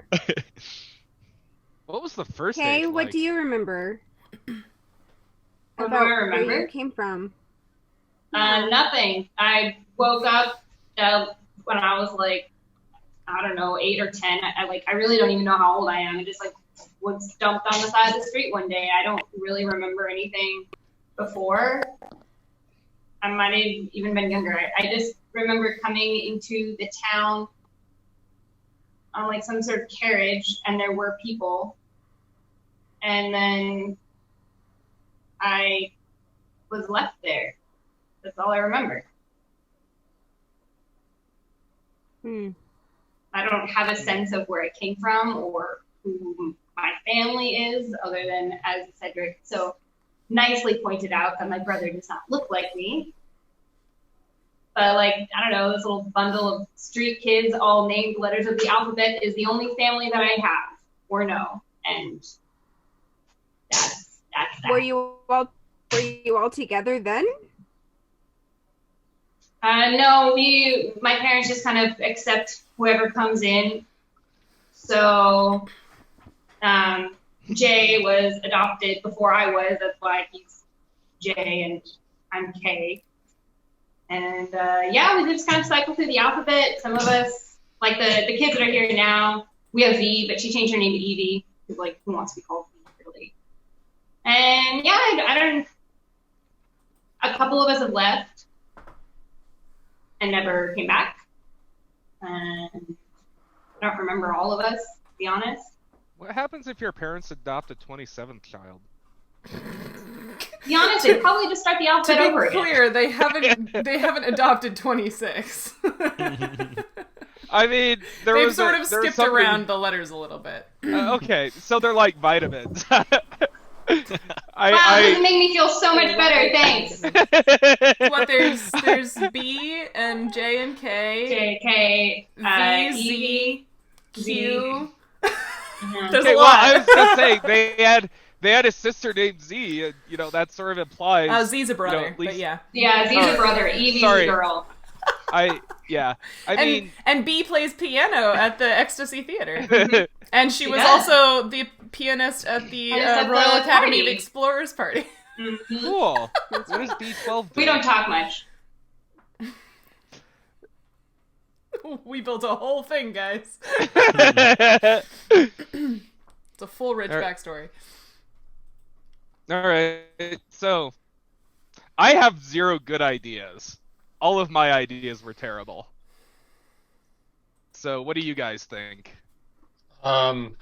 Fletcher is just going to go into the middle of the room and just try detect magic and see if there could be something in here that wasn't detected in the previous room because it was being masked, and now that I'm closer, maybe there'll be something that matches up with some kind of glue of something that might be going on. To be clear, which room are you going into the middle of and casting Detect Magic? I'm in the middle of the sarcophagus room. Okay, thank you. Where I put myself right in the middle. Thank you. All right, do your thing.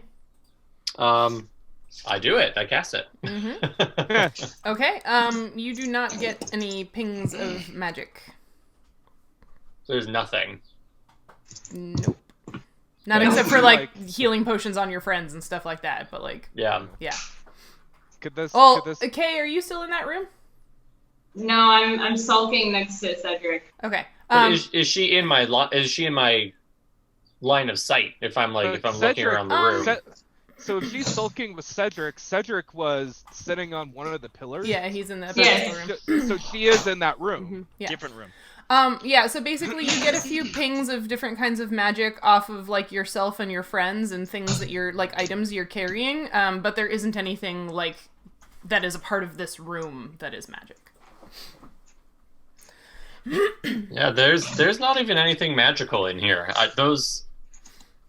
I think those may just be trinkets that of an important symbol of whatever, of the religion, or maybe it's a symbol of a different symbol for Obad High, or maybe a symbol of Ilana. But there's nothing magical. Except for the attraction that Kay felt to the place.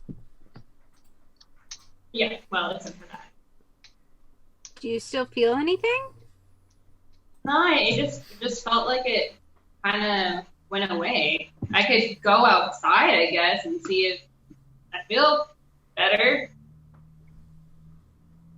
Yeah, let's do that. Could have just been the books. Or maybe the gods wanted you to have a vacation, because you've definitely, you deserve that. Thanks. So do we go outside, I guess? Or not? Is that what you're doing? Yeah, I guess we can head out. I mean, there's nothing... Okay, yeah. So you head back through the rooms and up the stairway and back out into the kind of like mid-ish day sunlight of the jungle. And wow, yeah, now that you're back out here again, that room and all of the carvings in that room were incredibly faithful to all of the stuff that's out here. And it's loud again, and it's very bright after having spent so much time underground. So here you are, back outside, above ground. Okay, how do you feel? I don't know. How do I feel? Like yourself. I feel fine. Cool. I'm sorry, Nautia. I really thought maybe this would be some kind of like twofer, like some kind of adventure, like we come here, we solve the river problem, and also discover the origin of Kay's birth. It was a strange place. I thought it might be. Yeah. Well, I mean, in the infamous words of the wise man LeVar Burton, every book is an adventure. Oh my goodness. True. So we had 3 adventures here. Potential adventures. I kind of want to see what's up with this armor. Seems like that could be useful. Yeah. I mean, how do you find somebody wearing camouflaged armor, though? I mean... Magic. Well, and if it was real, did it disappear with Obad High when the gods disappeared? And if we're talking like that, if these stories are somehow connected to, reality, we know the gods were real, then if, Obad High trapped this demon in the jungle, and, well, he and Ilana have been gone for a long time, and maybe that means this demon is starting to get out. Maybe her influence is creeping into the jungle. Maybe that's poisoning the water. Who knows? I mean, we could turn any of these stories into any kind of goose chase that we want. Yeah, but it seems like we should probably ask some questions first. Who do we ask questions to? There's no one here. I mean, it seems like we got a lot of answers in that temple. But not an answer to what we don't necessarily we're have trying to figure out about the water. Mm-hmm. Yeah. Well, I mean, but an answer is some bigger thing. I mean, Kay needs to know where she came from, and her being pulled to this just kind of sort of random spot in the woods was super, super weird. And I didn't learn anything. What was the point? Not yet. We still have 3 books to get through. Maybe there's something in the third book? I mean, there's nothing like a well-written trilogy. Kay, is there a library or some kind of book mender or a printing press or something in New Seychester that perhaps they would know about if this, is a common way to protect a book, and they would be able to tell us what we need to do to get into it? There's an old book guy. Do you remember his name? I will as soon as I bring up my notes, probably. It's Peter Cello. I didn't even have to look up. Well, I was just there. He has a little man face with a pile of books next to him, and it's Right. emojis. Yep. Anyway, yes, Note emojis. there's an old book guy. Yeah. No. I say we figure out the river thing and then, go find old book guy. Sure. Because we got some feathers to collect if we want to stay up on our mortgage. For Tom Nook, right? No, wait, that's the wrong.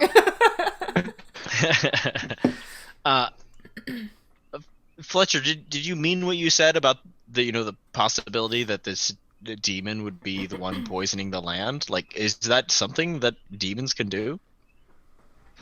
There are. I'm sorry, everything you said just...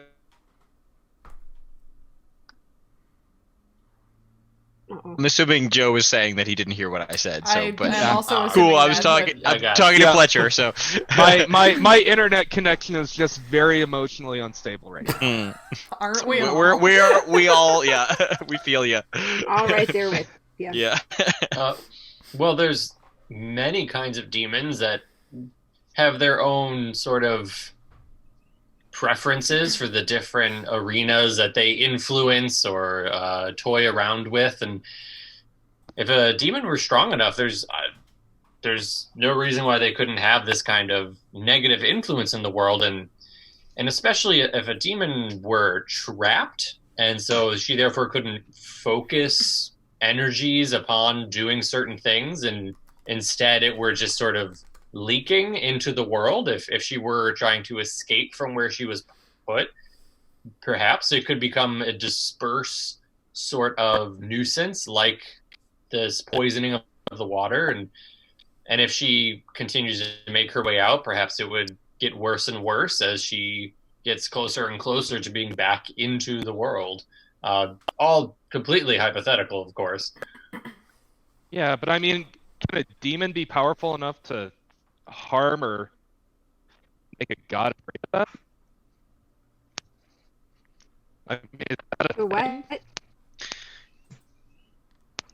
We can't hear you at all. Yeah. Did you just kind of roboting out, Joe? I'm guessing he was asking if a demon was Yeah, that's powerful enough. that's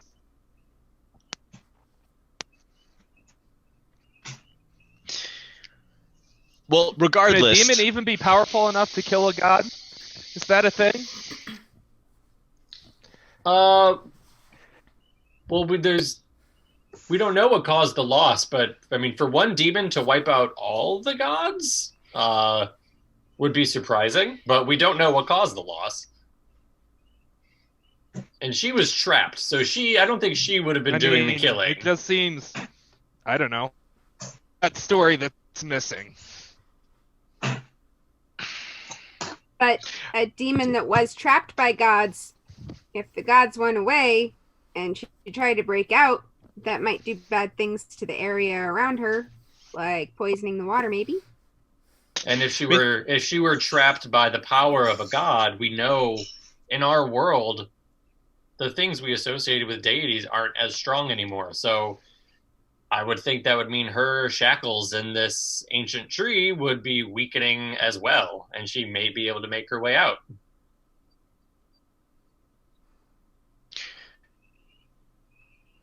Yeah, that would definitely track with. I mean, my teachings and knowledge about the gods, especially if assuming Obed-High is not really the crafting, prison type building guy, you know. Not to be too blunt about it, but like, I mean, if Morden had built a prison for a demon, it would still be fine. But you know, obviously, everybody has their different strengths, so you know.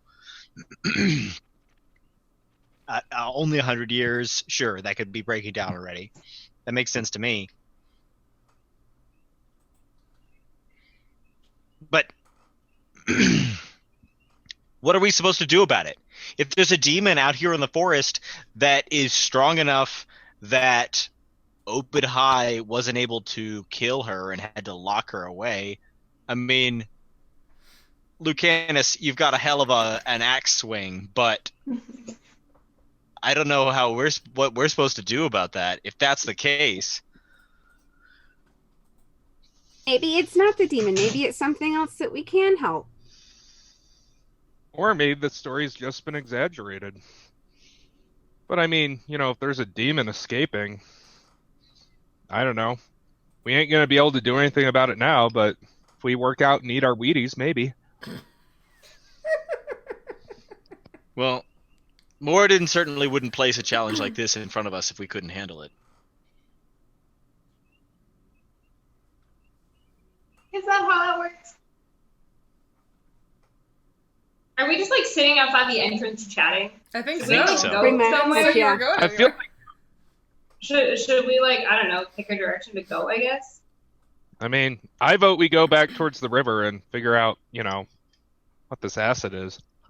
All right. You know, we could just you know, if you feel a need to go back, let us know. Will do. I guess. That was our only lead so far. So either we continue just marching, trying to look for somewhere to go, or if we backtrack, if we go all the way back to town, we can look into this book and see if there's some other kind of lead, or if we think it's connected to a story. We know that Obadhai locked her in a kapok tree, and in the little journal that I had that showed the flora and fauna of the jungle, there was a print of a kapok tree. So the leaf looks like, it's almost like a hand. It's a leaf in little parts, that kind of like, and it spans out like an umbrella shape. So Nautia, I'm guessing you would recognize that leaf very easily. It's it looked very I distinctive. know the kapok tree. So if it was supposed to be this big ancient tree that he put, it said 7 rooms inside the tree, that she's locked in the 7th room. Imagine it's an ancient, very large tree. I don't know if Nadia, do you know of extremely large trees in the forest, or if you were willing to dart above the canopy, maybe it's a tree that's higher than any other tree around it. And that's another possibility of a lead we could follow, since we're sort of just walking blind right now. Do I know of any particularly large kapok trees already? Give me a knowledge local check again. One big enough to hold a 7-room apartment? 9. 9. I mean, all of the kapok trees are big. Like, that's kind of their thing, right? These are the trees that are just, like, absolutely enormous with the big, wide, buttressed roots, and, like, they're really tall, and, like, lots of, like, monkeys and birds and things live in them. But you're not aware of any that's, like, particularly, strangely, unnaturally larger than all the others, no. Do they tend to stick out above the rest in the canopy? I mean, yeah, that's like they are. I'd be able to see. Yeah, they are like the top trees in the canopy. They're the tallest. But yeah. Okay. But there are lots so of them. I wanna sort of fly up to the top of the canopy and look around specifically in the upriver direction. Okay. Take a look-see. Yeah. So remember, you've moved west into the jungle away from the river a bit of a ways to get to this place where the temple entrance was. But yeah, you can fly up above the canopy and look back in the direction of the river. Did you want to look just straight east towards the river, or did you want to look northeast, like in the direction that the river comes from? Sort of towards the river and then northeast, sort of Okay. looking around the, like Totally. upriver. Yeah, give me a perception check. I don't remember my perception off the top of my head. Does anyone else remember the book The Great K-Pop Tree? 9. I feel No. like I've heard the title I, before. for one, do not. Oh, Why? I read it a lot in like elementary school. Solid. That was a 9. A 9.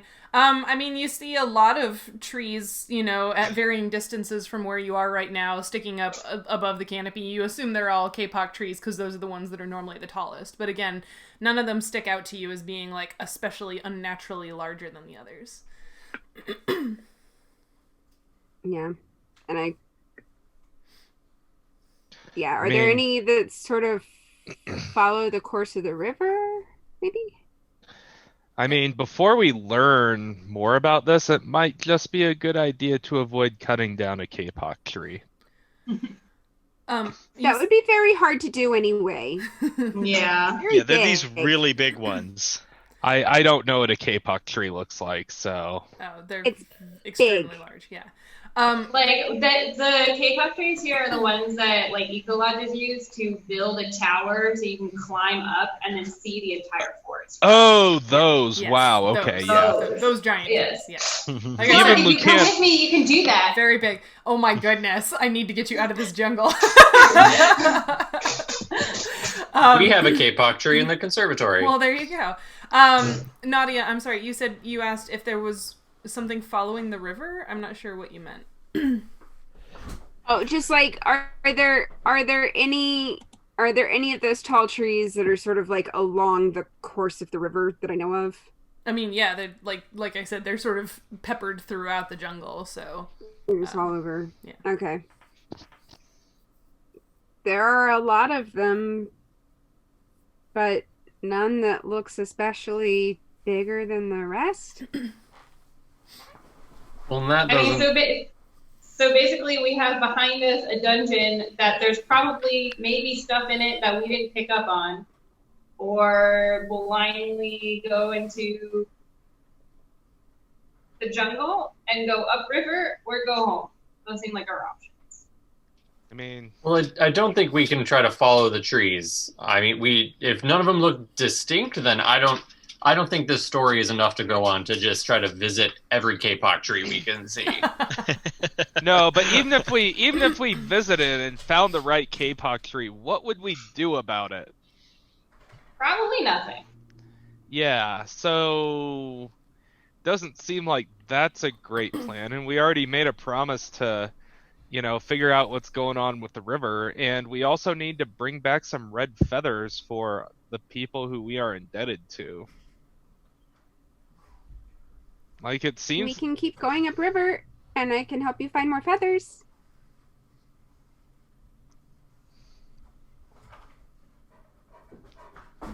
I mean, that's my vote. Upriver. Feathers. We could make a nice feather boa. Yeah, I'm really. Guys, I'm gonna be really honest. I'm kind of disappointed that we didn't find anything here. We found 3 books, one of which we don't know what it is. Wow, I mean, that makes us feel so much It better. doesn't seem like that's nothing. We have information. Okay. We have yeah. children's stories and a field guide. I guess I thought we'd find answers Cheryl, here, your not poker more faces. questions. I don't have one. No, I don't- you do have one. It's just cruel. Yeah. I feel like there were some very bad rolls in there that could have gone very. It's not just very bad rolls. Players think about things in certain ways and make certain decisions, and it doesn't even have to do with what the dice say. It's just what you choose to do or not do. I think she's saying that we're bad at this game. That's not at all what I'm saying. You are not bad at this game. You just made certain choices. That happens all the time. You're not. Yeah, we're not bad at this game. We just made all of the wrong decisions. No! No, you made lots of good decisions.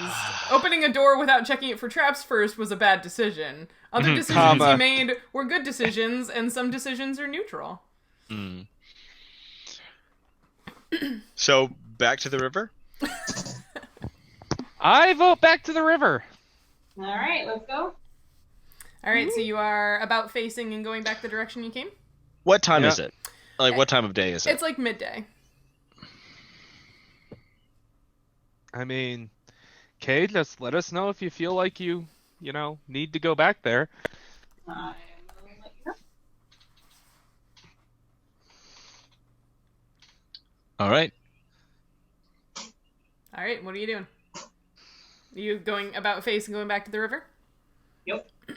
Okay. Ryan looks like he has a thought. Uh-huh. Ryan, did you have a thought? Fletcher, do you have a thought? I just feels like we might need to go back. I feel like we don't know enough. This problem seems to be coming from everywhere. No matter how far we march up a river, is it going to make a difference? We might find a source. I mean, what do you propose we do? where did we not search in that building?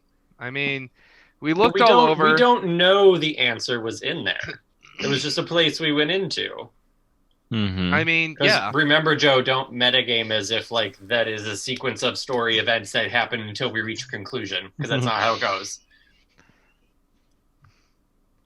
So, Fletcher, what are you saying? Like, you're saying that we don't, like, we should go back to New Seychester? Or... I mean, if we think we want to keep going up the river, should we head back to that crew and see if they will...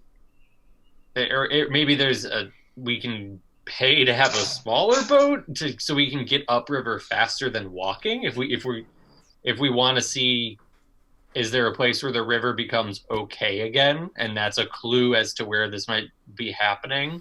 That's sort of what I was thinking. See where the water stops being bad, maybe.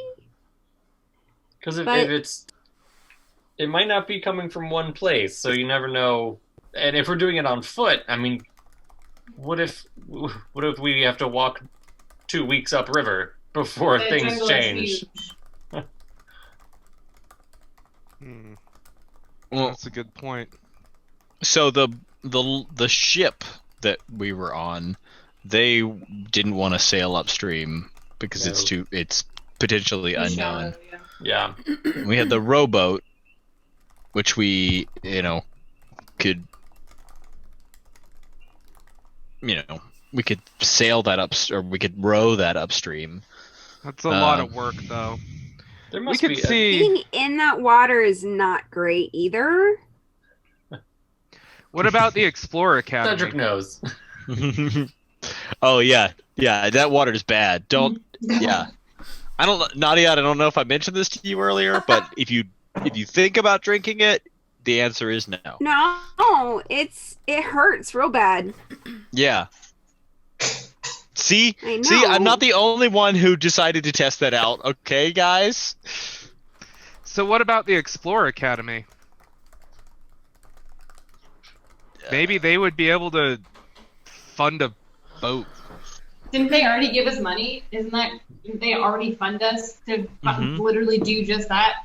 Yeah, we paid for a boat, and they gave us money to explore, or at least they're willing to pay for more discoveries. I mean, we went up and we found a temple. I mean, maybe they'll take that as information. Oh yeah, they'll pay us, but that doesn't solve any of the other things that we actually care about exploring. I mean, the problem seems to be more logistically complicated than was originally thought. Well, we still don't know yet. Seems like this turned into an allegory for scientific funding really quickly. Yeah. What do you mean turned easily into? that It's always happens. been that allegory. Huh. Yeah, they pay for deliverables. Quite literally. I mean, we got deliverables. I mean, Casper was very excited when you let him sketch the design on that armband. Peter's still mad about that. Peter's still mad about that, but Cedric is oblivious. Mm-hmm. Yeah, I'm sure Casper would be super pumped to come despoil this temple. How does Cedric feel about that? You were pretty That's a vocal good earlier. question. Yeah, I think. Well, I don't want to metagame too much. We can talk about it some other time. We'll cross that bridge when we come to it.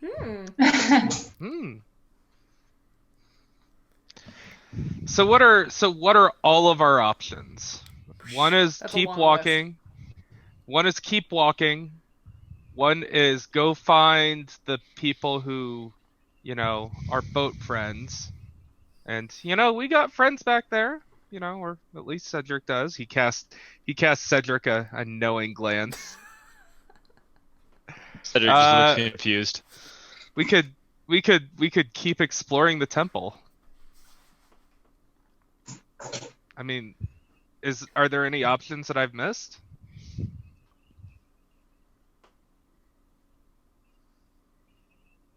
You think we missed something in the temple?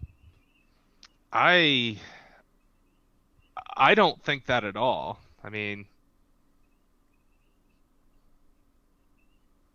I got, I got a book. Reminds me of home. Kay felt called, and she doesn't feel called anymore? It's true. Not called anymore. And we also found some pretty arrows. So it's nicely delivered to me in a bouquet.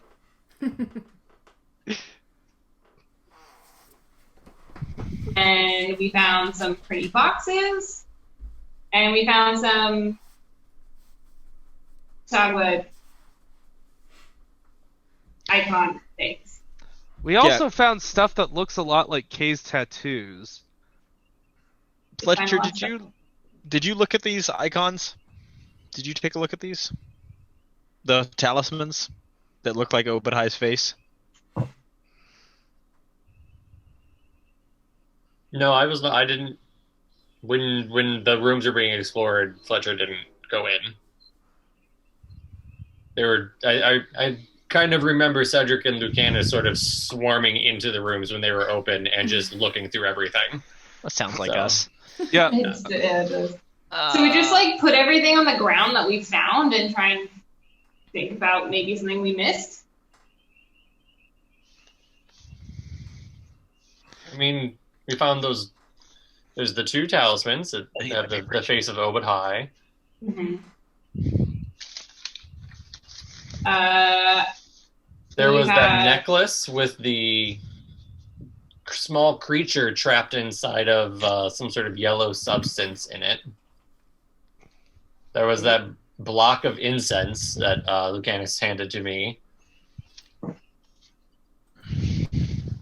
The 3 books. And then all the things we found elsewhere, like in the storeroom, were sort of just mundane objects.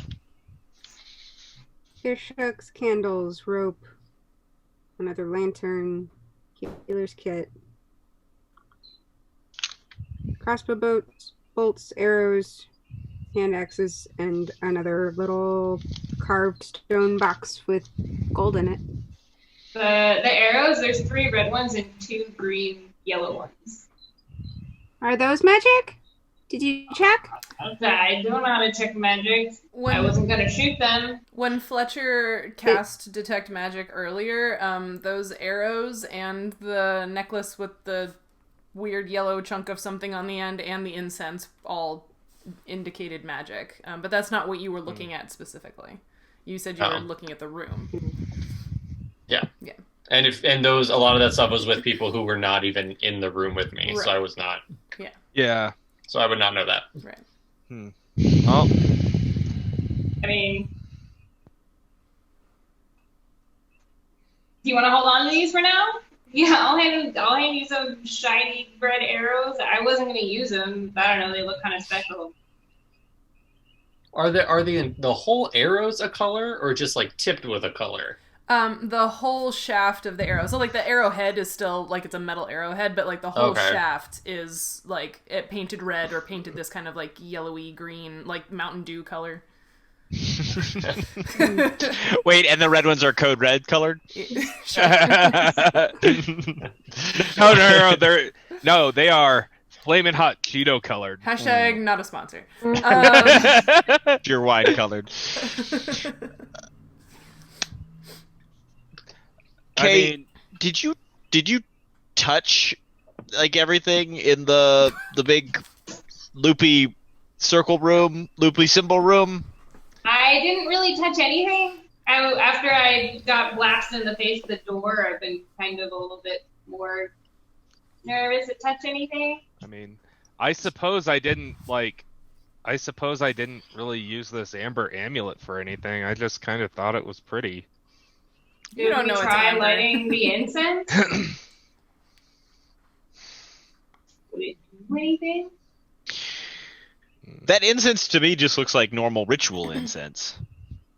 Like you'd use for, I don't know, casting like arcane spells or some stuff like that. It looks like the kind of incense, that a caster would use to help them meditate while they were preparing their spells. It's a block, It doesn't, it tasted funny, but not like, it tasted like incense.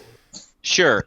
Lucanus gets to lick incense, but when I try to lick a frog, everybody's like, no! If you have a built-in chemical analyzer, you might as well use it. You're gonna make me pull up the stats for those frogs. Probably. Don't make me do that. Yeah, eventually. We'll see how this plays out. Mm-hmm. Hopefully when Cedric licks it, it turns out to be a fun frog. Maybe it'll be a princess. Do you guys want 3 hours of Cedric tripping? Because we can do 3 hours of Cedric tripping. Oh, no. Dude, show idea. New show I idea. do? Cedric licks things. And... Yeah. How would Cedric new show tripping be idea. different from Cedric normally? Like, he's already loud and kind of, like, uninhibited and... Yeah. But like more. But if you put him on a trip with Lucanus, this could be fun. Veronica says, "Is this a poll? I vote yes." We just No, have this is not a democracy unless I ask you. Otherwise, it's a benevolent dictatorship. We just have one episode where Cedric just takes a cab of acid. Nope. Nope. The only acid you know about is in the river. Mm-hmm. And Cedric votes no on the acid in the river. I don't know. We're here. Tried it. Oh, sorry. No, You're here, I was what? just making dumb jokes. We're here. We could just try and do one more search of the pillar room, and if we don't find anything, just call it a day and leave. We're here. It would suck a lot if we had to come back. And how would we even find it? It would be pretty hard to find. Unless you felt it pulling you again. Yeah. We could just sort of have Kay go in and, touch everything and, touch the amber, necklace to everything. But it feels like we were pretty thorough. Sorry. I'm done. I hope she doesn't get trapped in an invisible box. That would suck. That would be hilarious. Yeah, sure. Let's send Kay downstairs by herself. 30 minutes later, where's Kay? Well, we're not gonna send you in. We're not gonna send her in by herself. I don't know. What do you guys think? I'm kind of good with whatever. I guess. I mean, I guess a lot of me was just like was hoping that there were answers down there, and then. But But if you sometimes there's just no answer. if you don't feel pulled anymore, you might have what you need. Maybe you That's just needed, a hint that there is more out there about you. That's oddly frustrating. I'm sure we'll find more, I think. I don't know. I'm sure. I think. I don't know. There's like a sliding scale. Your confidence inspires much more confidence, Lucanus. Yeah. Okay, if you want to go back in there and keep looking, I am behind you 100%.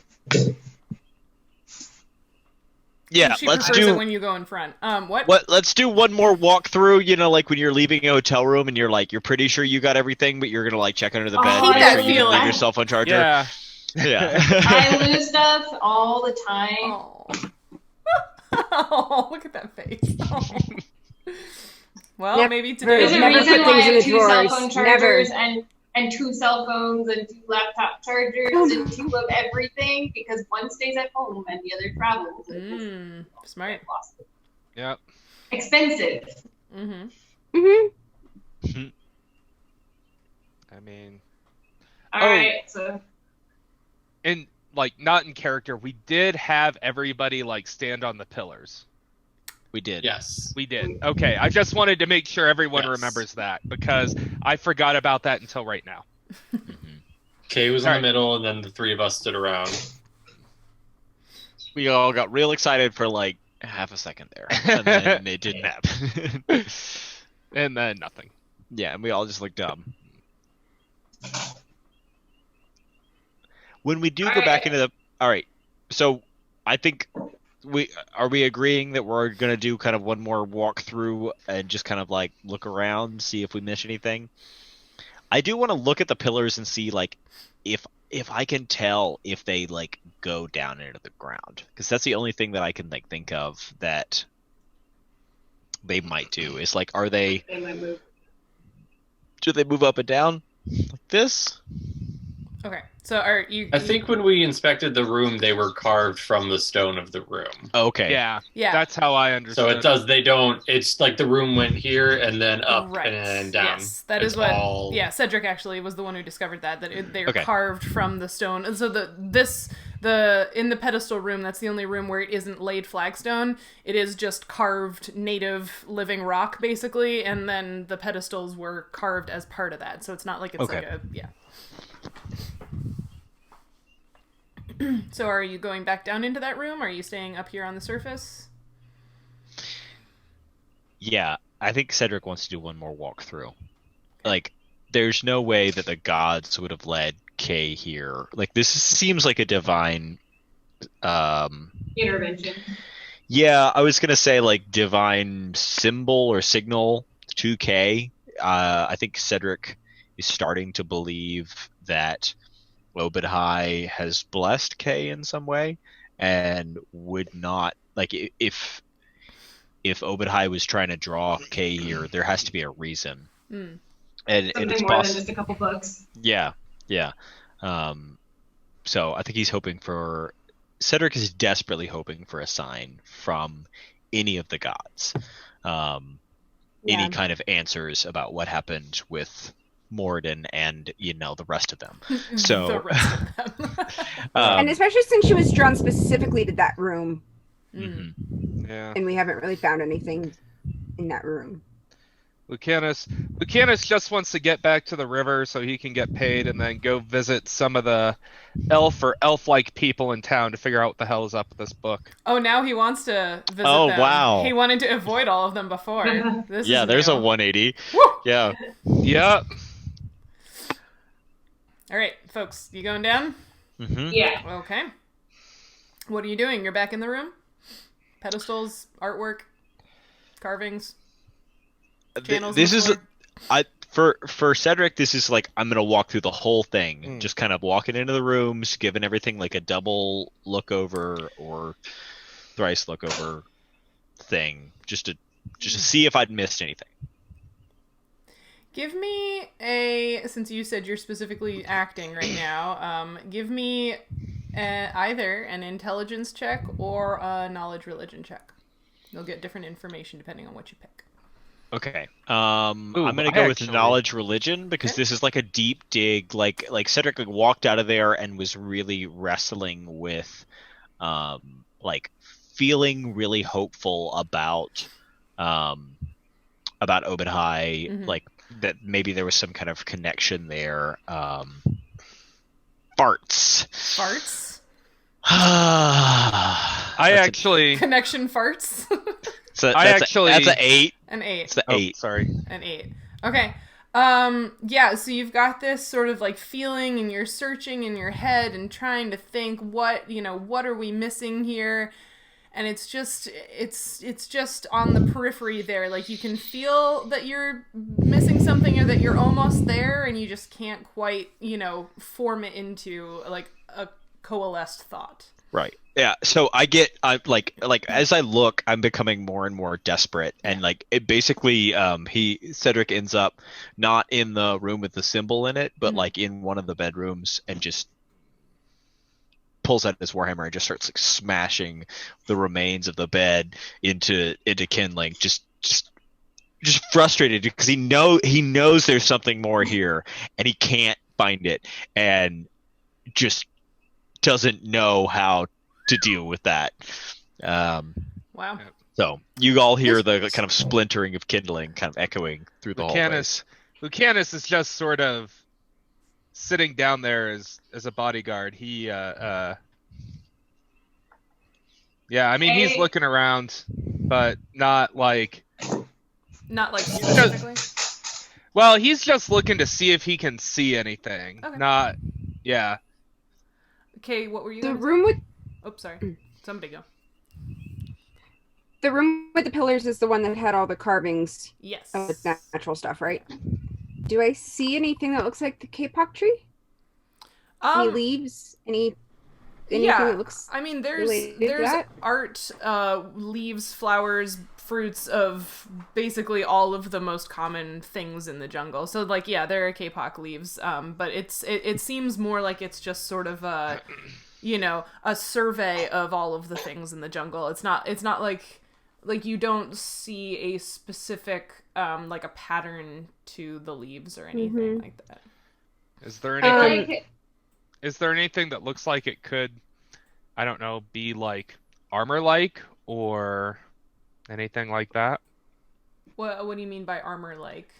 Well, just, we have this story about an armor made of fallen leaves. Oh, you want to know if there's imagery like that in the boss? Well, just sort of like, those magic eye images, how they have like... Yeah, you can give me another search check. While you're doing that, Kay, what were you going to say? I was going to take the arrows and put them on the pedestals. Like, I've got 3 red ones and 2 green ones. So I'm going to start with the 3 red ones on the outside of the... Okay. So you put the 3 red arrows, 1 each on the 3 outside pedestals. Are you doing anything else? And one of the green ones on the middle one? And one of the green ones on the middle one. And then you step back. Nothing seems to be happening. Lucanus... Lucanus... Yeah, that search check, Lucanus? 13. 13. Sorry. No, it's alright. Yeah, you don't see anything that, like, specifically resembles armor in the art. Okay. Lucanus walks over to Kay and gives her the thing with the bug in it and, see what you can do with this. He's handing you a gold chain with a lump of some sort of yellowy orange something on the end, and inside the yellowy orange something there's a very tiny little creature of some kind, like incredibly tiny, like it looks like a bug. And if you look very closely, like scrutinize it for a minute, it looks like the bug might twitch every once in a while. You're not sure if it's just like a trick of the light. This thing's weird. She takes the 2 green arrows off the pedestal and puts the and it puts the amulet. Nothing happens. She just walks into the next door and just shouts I know all of you dead people can hear me. What is this? Someone tell me what's going on. and just collapses in the middle of the floor. Oh, Fletcher, what are you doing? I want to inspect the channels that are carved into the floor. The swoopy one or the short, straight ones? Wait. I want to look at the long, swoopy ones specifically to see, like, can I see like there's any kind of discoloration or residue or something? Like, was there something in these and we have to refill them or something to recreate? Because this is clearly the most like ritualistic room in this place. Like something was either present here before, or something was done here. It was used for some purpose. Okay. That's what Lucanus was actually going to ask. Like, can we flood those channels? Because I feel like the two liquids that they need to be filled with are either water or blood, and one of those is something we actually probably want to do. So Fletcher, you were searching the swoopy channel for residue? Yeah. So Okay.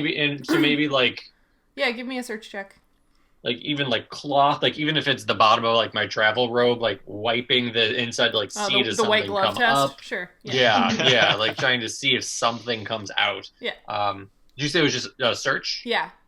Okay. Although I will remind you at the same time that Cedric searched this same the shallow swoopy channel before because he was looking for like drains and didn't find anything like that. That's a 23. 23. Wow. Wow, that's wow. You don't find any sort of residue in the shallow channel. Nope. Should we? Wait, so the little lines are deeper than the shallow ones? Correct. That is something that Okay. you noticed before, is that the three sort of like straight lines that are not connected to the Yeah. big swoop, they are quite a bit deeper. Can I also look in those? Even I'm guess I have my lantern out again because we went back down here. Right. So like shine that in there and try Yeah. to see. Yeah. Okay. Are you also searching those for a residue? Is that what you're looking for?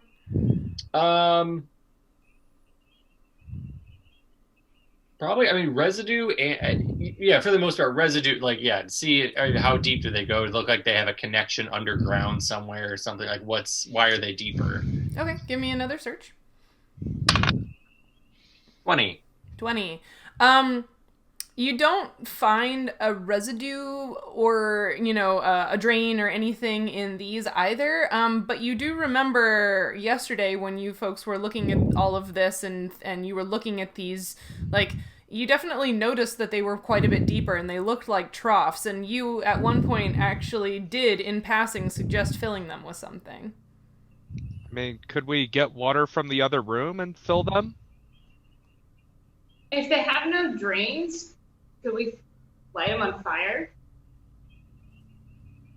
I mean, didn't we find lantern oil? We didn't find lantern oil. We found a lantern and Oh, we found a candles. lantern. We found candles. Yeah. I mean, we could. Yeah, there was water in the library. That's an easy source of a liquid. Might as well try it. I'll go in the other room and do I have a canteen or something on me? I mean, yeah, Probably. everybody's got Some water, sort of water skins and pouch. stuff. Yeah. Yeah, so I'll grab some of that in a water skin and bring it back in. Should I just pour it in one of the deep ones or the big swoopy? Try the deep one. Yeah. Yeah, try one of the deep ones. Okay. How much water are you putting in one of the deep ones? Like a Probably little just bit, as much as I half could get into full, one water all the way full, like. I mean, like it's as much as I could carry in one water skin. So 1 I liter. guess just sort of Okay. put that in. Yeah, so it's maybe like half-ish full, this single straight trough. Can I put my That doesn't do water? anything. Like, can I dump some like water in there? In the same one or in a different one? And the other one. In another one? Yeah, so now you have 2 of the 3 straight troughs that are about half full with water. Yeah. Well, let's get these things all the way full.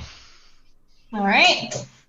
All right, I'll make another couple of trips back into the other room Yep. to the Lucanus puddles is in there and Lucanus is following Nadia's lead. Okay. Yeah.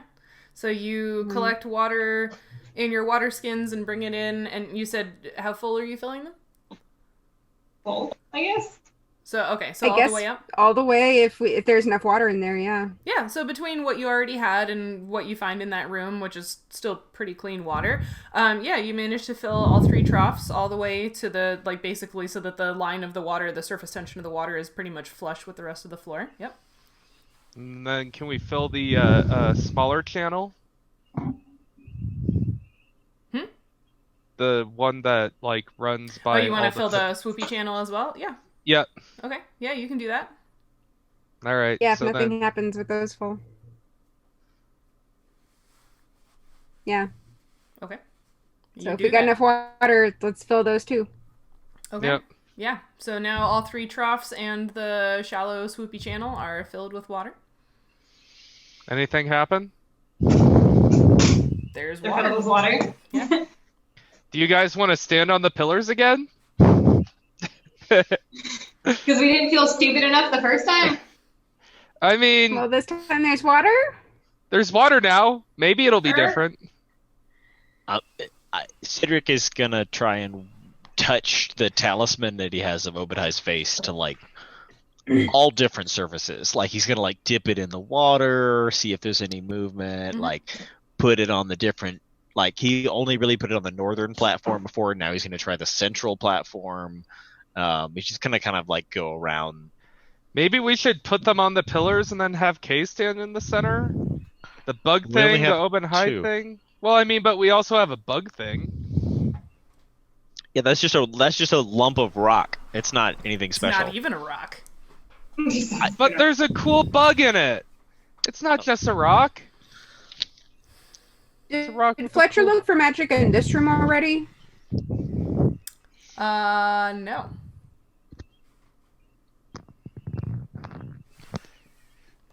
He did not search for magic. Fletcher, is any of this magic?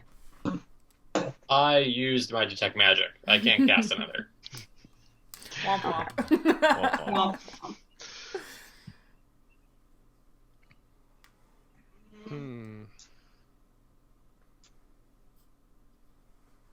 So none of that did anything with the talisman. Nope.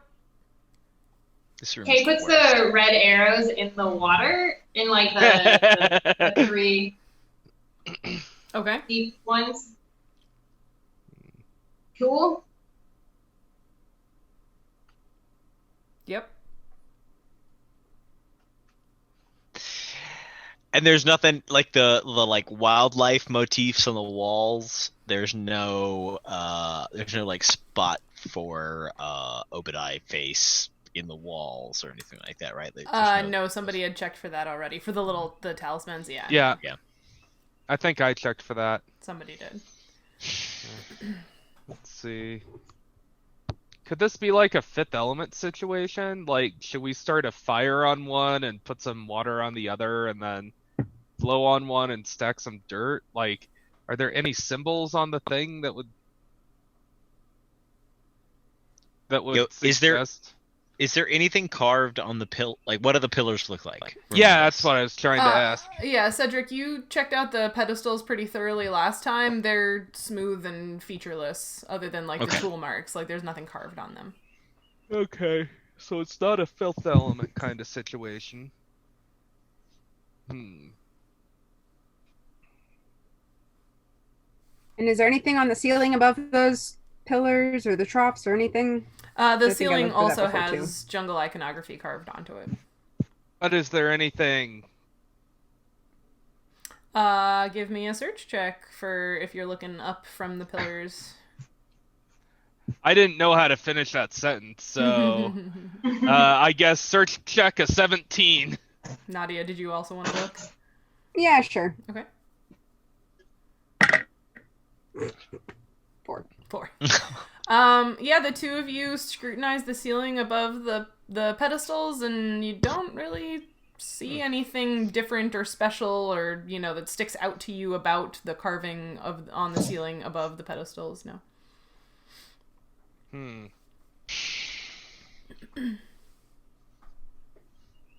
This must have been just some kind of ceremonial room where they did some kind of rite or prayer or something like that. Should we go back and search the library again for a book that might describe that ceremony? All the books I saw in the library, except for the 3 we found, were rotten and unlegible. I mean, we have this red one that, we have, it probably has some sort of information in there, but we have to figure out a way to open it. The bodies don't have the keys. The rooms don't have the key. You guys sort of don't want me to try to break it by force. And Kay can't pick it. Were you able to figure anything out, Cedric? No. You want to take another look at it? Sure. Yeah, I can take another look at it. I take it back from you. I mean, how are you looking at it differently this time? Because again, when you fail checks, you can't necessarily keep trying them over and over again. Yeah. I kind of half-assed look at it over again. I already looked at this. I don't have any tools with me. I don't have. I mean, it's banded in iron. The iron is relatively well made. It's not dwarven craft. I don't have any tools that I could remove it with. I could maybe smash it, but it would probably damage the book pretty badly. I mean, you may be able to read the pages inside if they were smashed, but the binding probably wouldn't. It wouldn't be a nice book after I was done with it. Unless that was really delicate. Are there any weak points in the ironwork? Not that I can see. Okay. Can we sort of lift open pages or is it pretty tightly bound on there? It's tightly bound and closed. You can't open it without. Yeah. I don't know, guys. Maybe we should just go.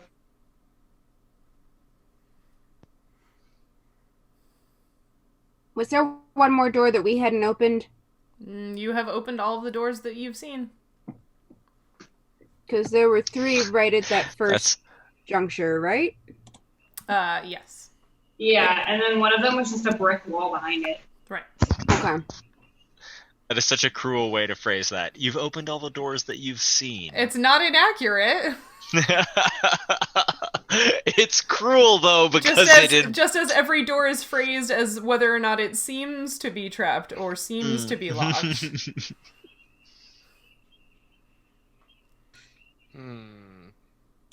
I mean, Cedric, I have an idea.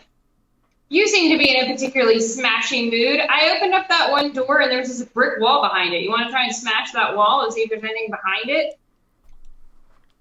It was trapped. Weird place for a brick wall. That's weird. Yeah, where everything else in here is stone and natural, and then there's a wall behind the door. Is it a brick wall or is it solid stone? It's this. I don't know. I disarmed a trap that was going to explode, and then I opened up the door, and there was nothing behind it. So it's I the same left it. kind of masonry walls as the rest of the facility, save for this decorated room.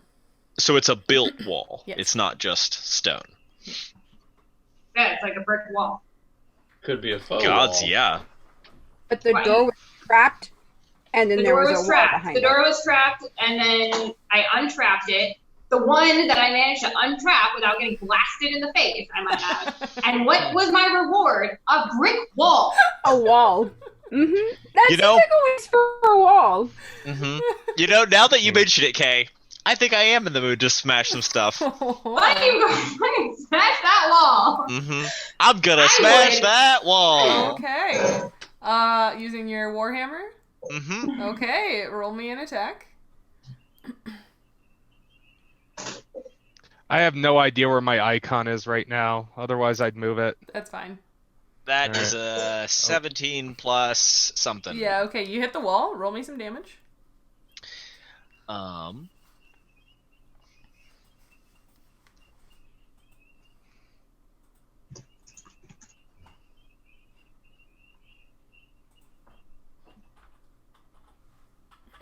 Gosh. There are like 6 things that it asks you to roll damage. I heck think is that? that's 5. The character sheet. Oh, I has didn't realize you so- inputted everything into a character sheet on Roll20. I see. Yeah. So let's see. What did I actually? You got an A1 and a D1. I don't know what that means. Yeah. I think that's attack 1. And damage? I don't And understand. dual wielding? I What? know. No. I don't know what no. that is. Okay. Anyways, I'll just go with a D8. Uh-huh. Yeah, just manually type it in. Yeah. That's an 8. An 8. Okay, yeah. So you hit the wall. A little bit of, masonry flecks and stuff fall off when you hit it with your hammer. I'll hit it again. You'll hit it again. Okay. Roll another attack. Mm-hmm. That's a natural 20. Roll some damage. He's really frustrated. That is also an 8, and then on a critical that's times 3. Right? Woohoo! So That's the kind of weapon you want to crit with. Okay, 19 plus 1, 20 damage. Wow, yeah, you hit it really hard. There's even like a crack in one of the masonry stones. That's all that happens? Mm-hmm.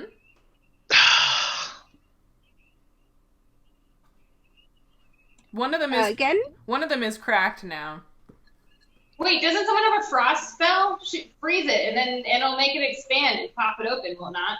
That's not how frost magic Wow. works. It's a very sciencey solution to this problem. I love it. Seems legit. Who Does said seem it's legit. not? I don't do magic. I shoot things with a short bow. But, I've seen what frost does to rogues. Well, Mhm. Fletcher, do you have a frost spell? It is not nearly enough ice to do anything like that. What if I mean- what if you put some frost in this crack right here and then I hit it again? Cedric, I could use rage if you want to lend me your hammer. No, I'm not lending you my hammer. Okay. Because the only thing I got is a great sword, and I don't want to dull it. No. It's good. Fletcher, do you want to freeze this stone before I hit it for one last time? I mean, not really, but I guess I will.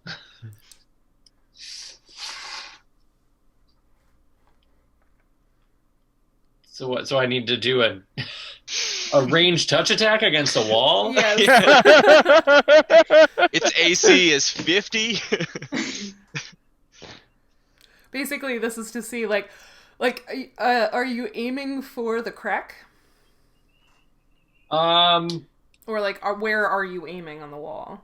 Yeah, I guess so, because that's where the most damage has been happening, and Yeah. So basically, the attack roll is to see, how close to your mark you get it. Yeah. Okay.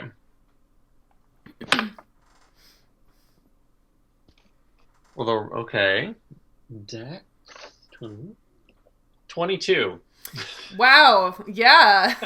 You get it perfectly. It just it fills in the crack and kind of goes into the seam between the stones, and yeah, it's frosty. All right. Now I'm going to hit it one more time. Okay. Make it count, Cedric. Oh my god. Yeah, I rolled a just a natural tiny 20 on the little bit of last ice. one, you guys. It's a tiny I bit don't of know. ice. I don't know what I'm supposed to do next. I mean, I think you're supposed to hit it.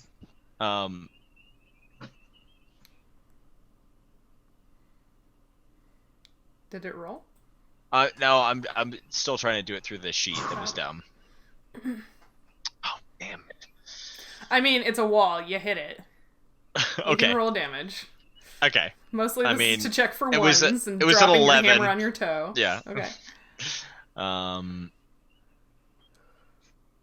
4 damage. Okay, yeah, you hit it right on that ice, and since the stone was already pretty damaged, that piece falls away when you smack it, and you see stone and dirt behind it. Dirt, as in like the stuff that's above the like Soil. underground dirt. Okay. Underground dirt? Dirt is Yeah. ground. Ground is dirt? I mean, like dirt that I feel like I just got in a loop. Hold on. dirt that indicates that you have smashed through the subterranean structure. Does that make sense? It's not a. There's nothing behind it except for what is underground, right? Yeah. Yeah. Well, that was dumb. I feel like I got a twofer fucking with you guys at that fake door.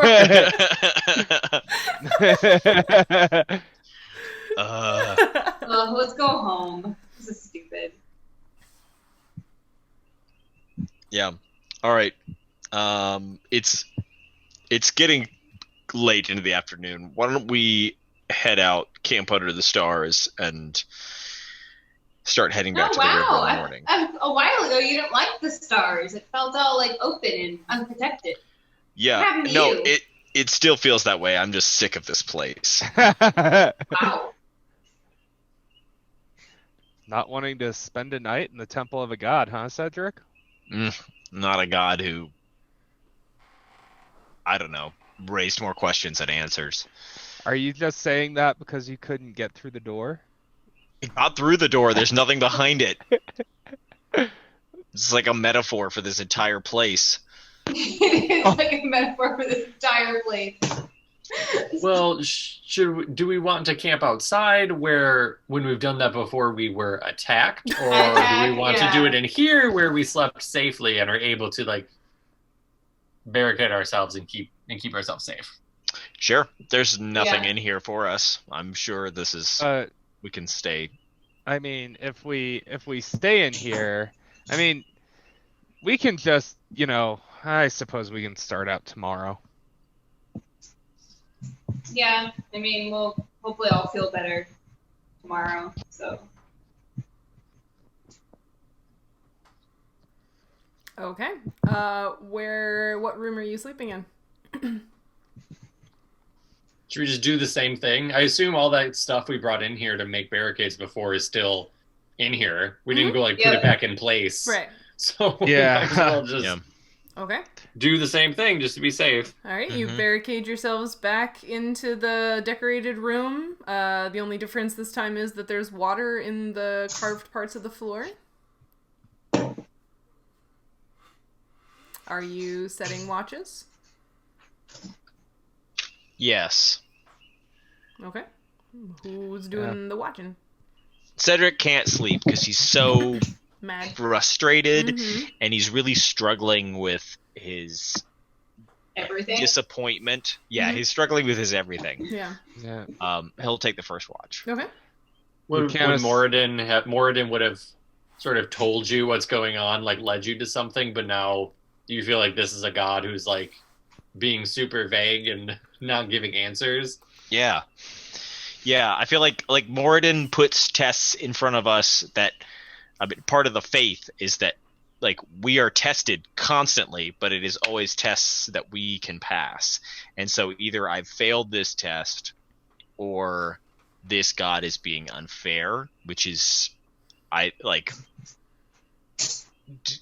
don't know, frustrating. There's a lot of anger for Cedric. Do you feel abandoned? Are we going to talk about your feelings? Cedric has never felt abandoned because Moradin was gone before Cedric was born. So he doesn't feel abandoned by his god, but he feels like he felt hopeful and then had that taken away from him. So. Okay. I mean, if this was supposed to be a place where a god was and now they're gone, they're just not here. Not here. So Cedric is taking the first watch, very frustrated. Who's gonna go after Cedric? I'll go after Cedric and then, just try to comfort him as, I relieve him. Sure. Like, it's okay. Like, things happen. This is an adventure. Okay. It's never a straight line. That sort of thing. Cedric, while you're on your watch, feeling really frustrated and angry and stomping around the room, being annoyed, and trying to decide if the god has failed you or if you've failed the test. Give me one more intelligence check. Come on. Big roll.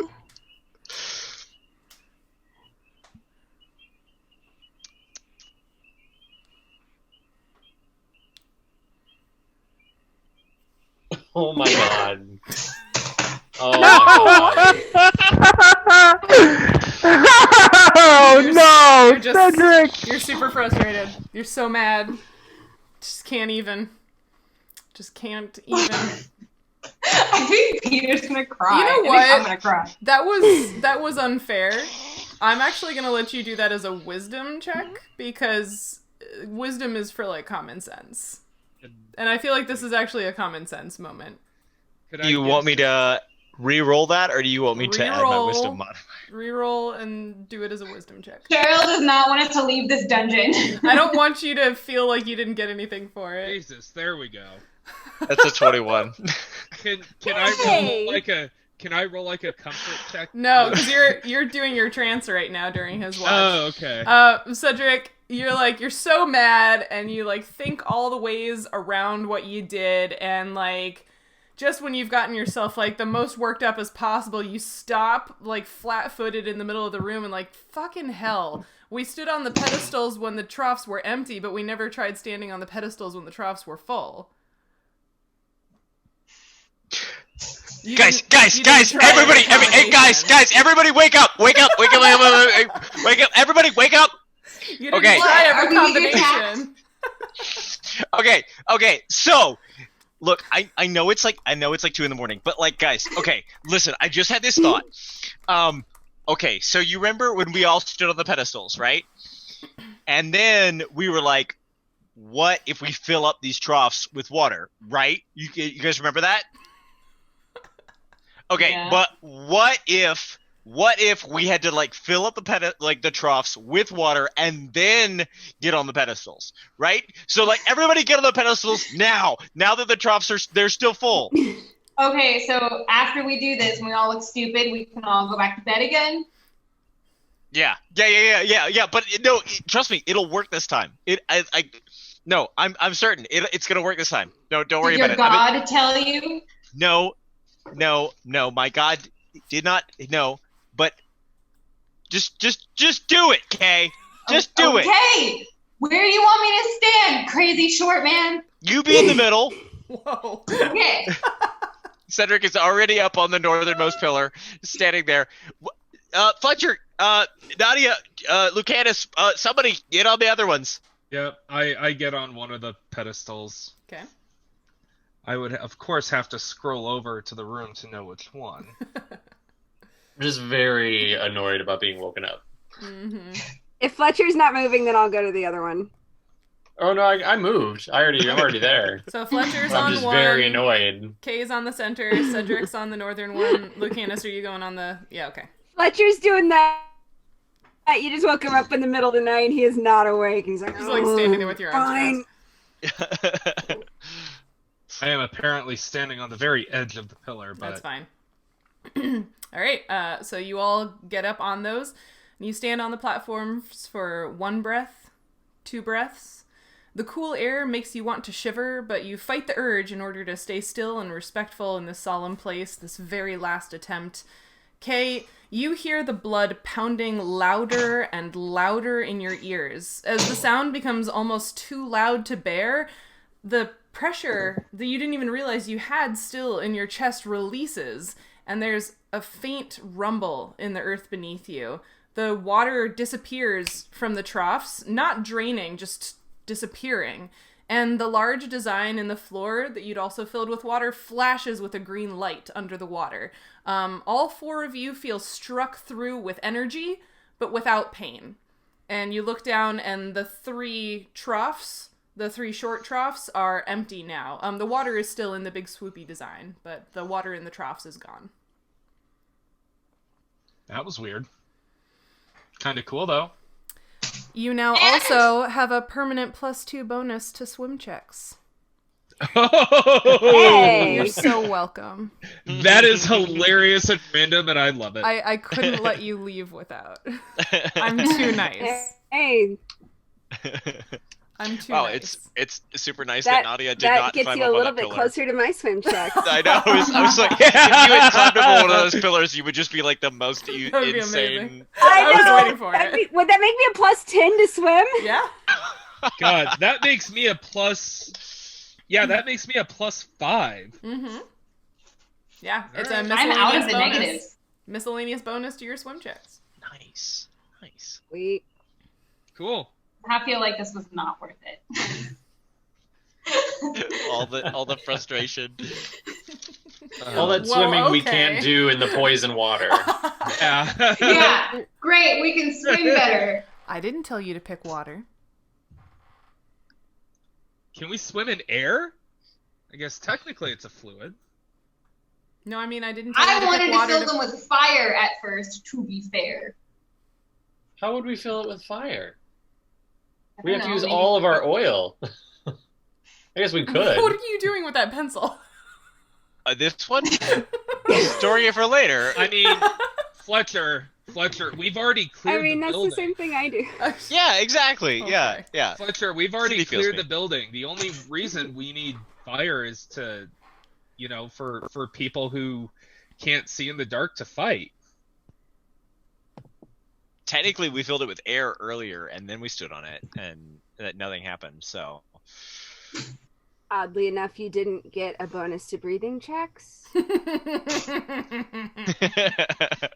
I'm already maxed out on breathing checks. I've been doing it my whole life.